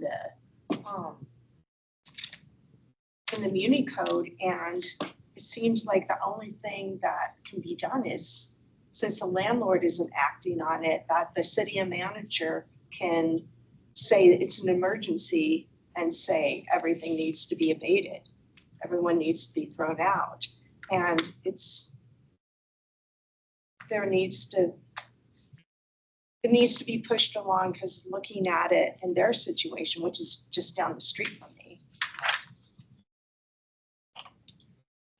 it's like, oh, how are they gonna go on to the next step without the landlords? Because the landlords aren't doing anything. And that's how I've had terrible people out of my neighborhood. We pester the landlord enough until they move their awful relative away and have them go somewhere else. Or we contact the police enough that they end up moving so many years because they're always in so many violations. So they change counties every 4 or 5 years. So no, I think this is great. I feel like it needs to be moved forward, because what's going to happen next? Is there anything within the body of it that you disagree with how it's worded? I'll say I took a leap on this, and I'm rethinking whether I was accurate with it. I'd like to read a letter from Linda. Linda could not make the meeting tonight, but she did ask that we share this with regard to this. So these are some concerns that she has. This is actually about the chronic nuisance abatement issue. Hi, Rick. I will not make the meeting tonight. I have some health issues, yada, yada. I have serious concerns about the committee putting pressure on the city council to not delay a major change in ordinances through the proposed chronic nuisance ordinance. Our job is to review what is presented to us from the city council, and in the process, give them our thoughts as an appointed citizen committee. It is not to tell them how to do their jobs. I also question this ordinance proposal being sent to this committee by the city manager rather than city council. We serve the city council, not the city manager. Why was it done in this way? I would like an answer to that question at the next meeting. As to telling the city council to not delay, I think thoughtful and considered delay should be done on this proposal, since it has a significant possibility to do unintended harm to citizens if not written and implemented with due restraint and consideration. I understand and sympathize with the families mentioned, but our place is to review and recommend what is written and presented for review by city council, not to direct them beyond that. We have the right as citizens to testify for or against anything before city council. And if individuals on this committee want to do so, I encourage it as a fellow citizen.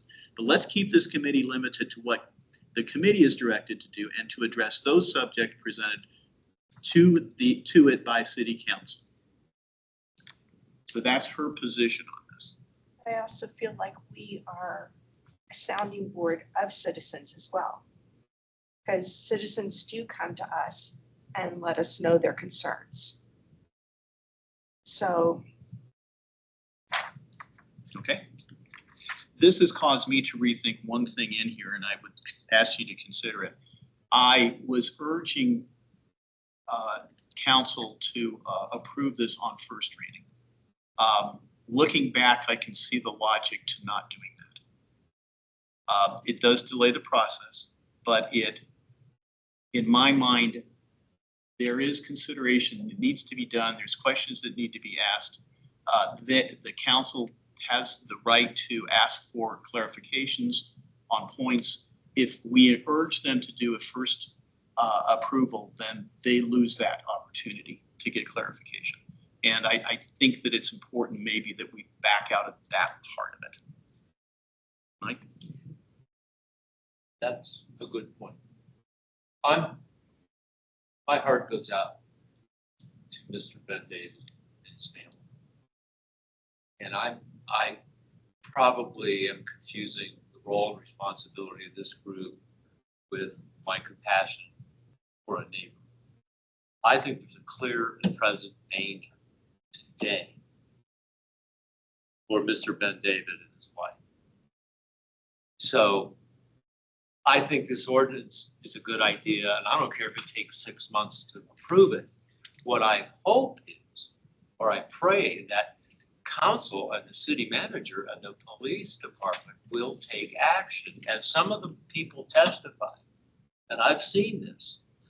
By golly, we document the heck out of stuff in this city. Look at the documentation we have here. How much more documentation do we need? The man's accosted in his driveway. So I was gonna say, can we say something in the letter? Maybe we're not allowed to say it. Do something. Enforce something. Oh, this is not compliance, by the way. This is enforcement. This citizen is in peril. And we're gonna talk about it for the next 6 months? So let's talk about it for the next 6 months. Council, city manager, police, arrest somebody, do something. That's my frustration as a resident of Englewood. Because if it would, I mean, come on. It's a safety issue. And there's probably more evidence if we dug deeper. But I'm so frustrated that it's gonna go to a committee, and we're gonna study it. It's gonna be studied for another 6 months. If somebody gets hurt, talk about risk management. If somebody gets hurt, and I think somebody's gonna get hurt, I think there's gonna be a lot of lawsuits. And then the risk management people working for the city are gonna say, gee, maybe the risk management wasn't right on this. Maybe we should have erred on the side of public safety rather than procedure and protocol. I'll calm down, but this really upset. I listened to the man present 2 times. And I heard somebody on council say, what do you want us to do? And the answer is something. We don't need more documentation. So that's.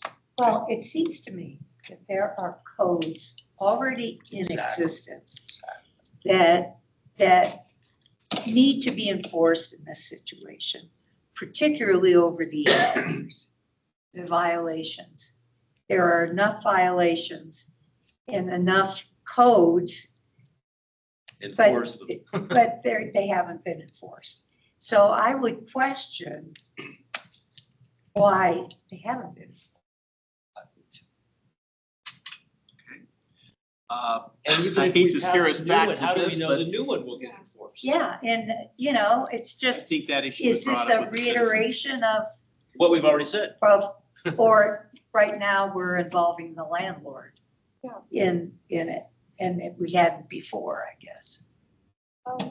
Just from looking at different codes, it seemed like, Mhm. because landlords can get rid of a tenant for having a Sure. felony, Yes, on their yes. Sure property. they can. They can be evicted and they have to leave within several days. And it's too bad that the landlords aren't acting on these things and wanting to keep their other tenants safe or the neighborhood safe. You can put a police car in front of that house 24/7. That might make a difference. But that's doing something. We don't have enough police cars to pull off all of that on No, all don't the tell me nuisance that. houses, Don't tell you me know. But I'm just, all I'm saying I'm is just that saying these that's people are a in peril, and reason to city has encourage the responsibility movement on this, for public because safety. we need something besides having the police. I mean, you looked at the reports, that's why I gave them to you. Yeah. The number of times the city it has cost this city money to address these issues is horrendous. I mean, this is unbelievable.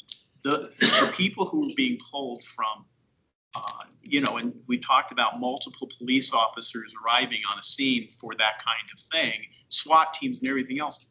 What about the other people in the rest of the city who need support and need protection at that same time? I mean, it does draw away. And I think that the intention of this, and clarify for me if you would, Jackson, but is that there be something edifying, a procedure that addresses when these things become overwhelming. And I'm in support of that. I mean, that's important to me. The enforcement issue is a different issue, okay? If things aren't being enforced, then that needs to be addressed. But creating the tool for the enforcement is, in my mind, what we need to be doing. Helping them, at least, to be able to do that. No, it's the landlords, because anytime anyone was dealing drugs in my neighborhood, the landlord was always contacted, and we have our, like, there was that moped going up and down the street all night long, and they would kick them out. And we would get rid of the problem. Plus, they didn't want meth in their bathtubs.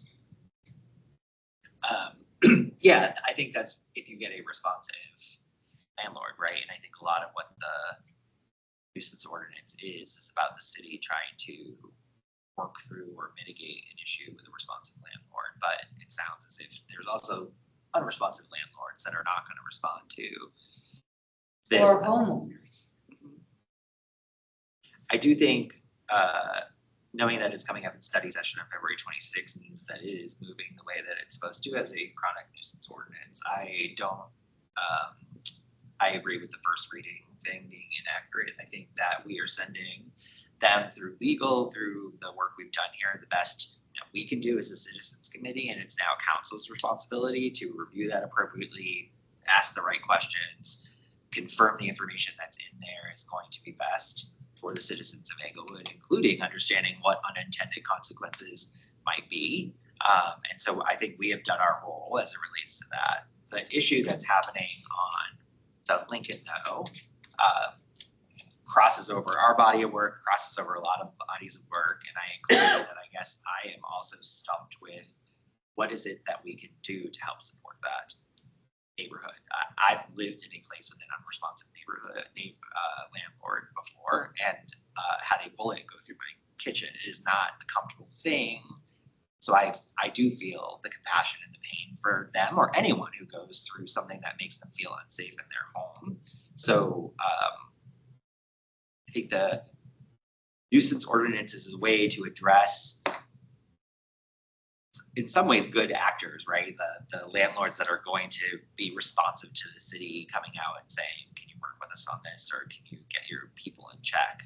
There's a whole other thing going on, and I don't know who we press upon so that it's not just Mr. Ben David coming to council, but it's also us saying we have also heard this and we are uncomfortable that there is a block in our city, a block in many of our districts that people feel unsafe day in and day out. That's a terrible way to live. I can modify this to take out the stuff about first reading. That's easy.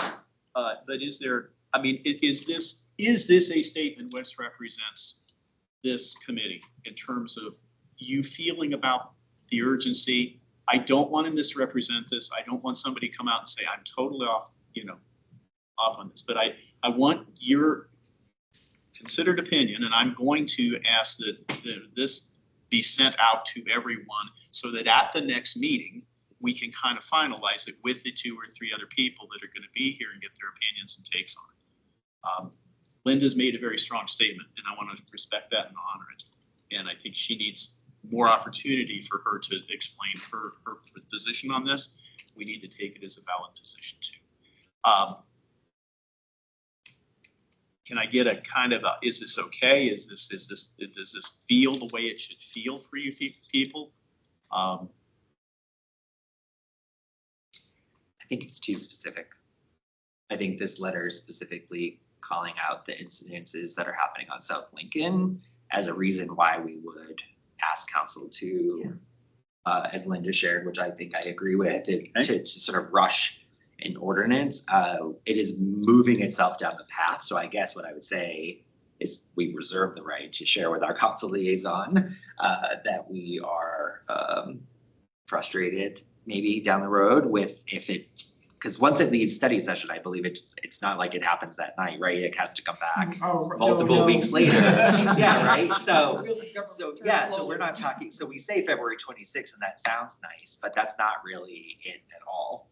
It is far beyond that. So I agree. Like, I think I appreciate this because it allowed us to have a conversation about where, Right. and it That allowed was us to intent. understand where things are.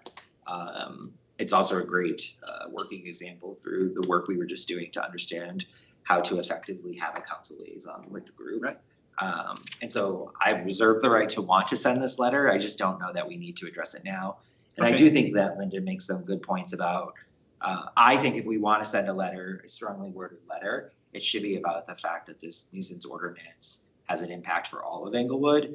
But I do think maybe we need to send a letter, I don't know what it is, or postcard to the police department that says there is an issue on South Lincoln that we are concerned about, that address it, that has some code issues, has some crime issues, has some police issues, has some I don't Well, know. I mean, So we are not allowed to call an emergency an emergency. Again, I see two issues. Okay.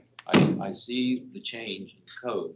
I get that. And I know it's gonna take 6 months or longer for that to happen. We are aware, as you said, we hear from the community. We heard from the community tonight.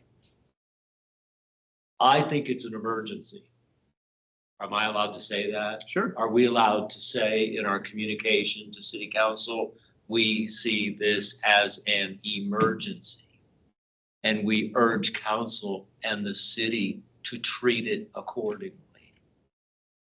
That's all I'm saying, because I believe it's an emergency. And good golly, this man has been asking for help for over a year. That, I think, needs to be communicated. 8 years. Sorry. 8 years. 8 He years. says it's been going on for 8 years. Well, it's way too long. It's way too long. He's a good citizen. He's obeying the rules and he's being ignored. And Edie, he's did you in wanna peril. add to Yeah, that? I don't think, I think I think they can't wait to address the issue Yes. until the ordinance is passed. I think they need to address the issue Thank you. as it is today. I was trying to say. Yeah, so it's really separate from the ordinance. We support the ordinance, and blah, blah, blah, or whatever. Okay, so what I'm hearing is, and you've said this too, Rick, is that we should be addressing our support in one document for the ordinance. Mhm. If we want to write a letter of support for the continuation of the work that's being done on the Right. ordinance, which I think is very much in our Sure. purview to do. Yeah. But there is another letter, it sounds Okay, like, yeah. one that says, we are seriously concerned Yeah. about the safety of and the health of certain citizens in this city. And we implore the police department, however that gets structured, to take action on this sooner than the completion of the ordinance would dictate. Thank you. That sound about Yeah. right? Yeah, I like that. Okay. And now they're gonna go out tomorrow, as far as I'm concerned. Well, here's the other thing, and I think that it's in our bylaws that we have to be very careful when we speak in public, whether we are parts of this committee or not. Right. But as a citizen, if you state it as a citizen, you can speak before council anytime the council has an open session to do that. And I think that behooves anybody to do that kind of thing, because council does hear those people. So maybe that's the other tack there. Now, we can certainly put a letter together also, if we feel that we need to. What's the feeling about that? Does anybody call it an emergency letter, but Yeah. would we Well- want to do that? Our role is to advise, Yeah. right? So we could advise for an immediate, because of a citizen coming forth Mhm. and we're concerned about their safety. And we would like you to take a closer look at it. And I have a question for Rita. Rita, is there discussion about lack of enforcement? And Wait a minute, concern about, before Rita has to answer that, okay? Not has to, but. Yeah, I won't. she might not answer. You know, it. you might. It's like personal opinion versus, and in her role right now, she is in her official role. Right. I would encourage that question to go to Rita in a different time. I don't want to put her on the spot. That fair? That's where I probably would have answered, but I may not have answered that question directly. But I would like to say this.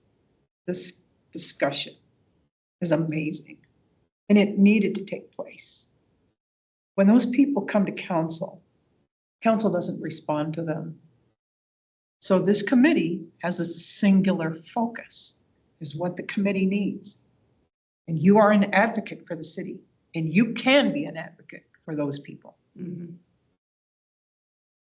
Mhm. This discussion is amazing. I'm going to ask you, because I'd asked you this earlier. Can you give us a perspective on this that we're talking about, both the idea of writing the letter of recommendation, but also the sort of an emergency letter or emergency statement to council to act? What's your take on that? How do you feel about that? But my take on that is I think you should send the emergency letter to council. You should. This has been going on for a long time, and it's not just there. No. And it's in our purview, so. Yes. Okay, let's do Very it. good. Let's do it. All right.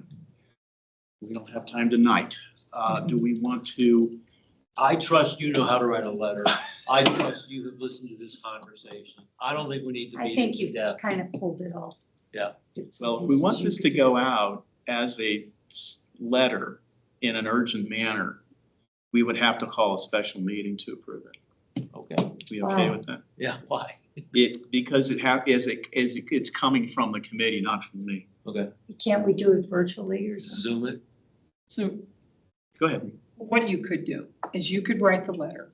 You could, I don't know, Carrie, I mean, like in some of the other committees, the staff liaison, the chair sends it to the staff liaison, then the staff liaison sends it to the rest of the committee for the committee to weigh in. And I don't know if you would do that, AJ or Jackson, if you have some. AJ's done it before. As long as I believe it's a working project. And it's From not a legal moving together. standpoint, what does that look like? Right, give me a day and I will look at this tomorrow and I will reach out to AJ about the legality of if we can get this done without having to meet to go over it and approve it. I would have to look, I don't want to say. That's fine. It's always been my understanding that anything that comes as a statement from a committee needs to have been approved by that committee. And so that usually requires some kind of convening. It could be virtual, right? We could do a virtual meeting, but it's a meeting. So we have to announce it. We have to Right. invite the public. We have to put it on the calendar. So And you that's, could call a special meeting, a short special meeting. that's kind of what I'm thinking, is that we do a short special meeting for the specific purpose of reviewing and approving this letter to be sent. Okay. And we Why can don't, check Jackson, why don't you let us know what Well, if you want to do that, then that's definitely. that takes care yeah. of? Yeah, that's an option for Yeah. sure. Takes care of it? Okay, so we'll call you'll draft the Yeah, letter? I'll put the draft together over the next 2 days. I'll send it over to AJ. Okay, I'll let AJ send it out to you folks. You can get a thing. And then I think we'll need to look at a calendar to figure out what date we can do. And I'm talking 15 minutes, 20 minutes. I hope that, if you have suggestions and revisions to it, send them back to me. Get it back. Okay, so that I can update them, and that way I'm not spending the whole time doing the voting based and having to do revisions too. So I'd like to do it that way. I do think that you could do this. You could send it to Carrie, or I don't know if you could send it to Jackson. But you could have it sent to all of the board, but they can't respond to it. They can read it. That's exactly what I was talking Yeah, about just now, just to yeah. make sure there's clarity on that. Thank you. We can't respond. Can't respond to, you might be able to call, you call Rick individually. You can't call each other. No, You that's reply Stacy all Cheney, we on know an that. email Right. that looks like We a. can do one-on-one. You You can can do do it. One-on-one, It would but be, we can't do it it's a as a star. group. You guys come back to me, I go Oh, back to just- you, but I just do not one-on-one. send it. Yeah, just don't hit reply all. Yeah. Thank you. So I will, It won't even I will be send on the that, letter So I out. can't do it that way. I will send the letter out if you have individual revisions. One-on-one, so no more than two, you can contact Rick Right. with a change. And then we will schedule a meeting based on Okay. open meeting rules and do a virtual only meeting to be determined. And that we can schedule during work hours towards the end of the day, beginning of the day, whatever works best for everyone. We'll get that posted as a public meeting through the CEAC notifications, do all that. And then we can post it as part of just a quick agenda. And then you can have a discussion at that point at the open meeting, approve it, and then you can send it out. That sounds good. Preferences, evening meeting? Is that easier for Yeah. everybody? Whatever. Okay, so we'll shoot for an evening meeting. I don't know that do we want to set a date? Do we want to try to work toward that? Sooner the better. Too many people's schedules need to be considered. If you can give us a day or so to make sure we're Yeah. posting it, if it needs to be a week out and all that. Right. So if you send me the letter tomorrow, we will figure out everything on our end and I can send that information out tomorrow. The earliest we could have a meeting and then we can figure out time in that from there. Okay, and I would encourage you to look it over as soon as you get it. Give me any feedback right away. If you say, hey, this is great, then that's your feedback. Okay. That'll trigger us getting the meeting set up. And concerned citizens who are watching this can Right, email the city exactly. council and let them know that they are concerned about what they've heard. We are past time. I'm gonna honor anybody who has anything that they want to bring up. Jackson, you. You want us to talk, Rita? We are at time, but I just want to, for the sake of, since we talked about at this meeting, like things go off, and we don't know where they go. With regards to the name change, there's an ordinance going in front of city council that would potentially, it would fit perfectly for us to put this name change into.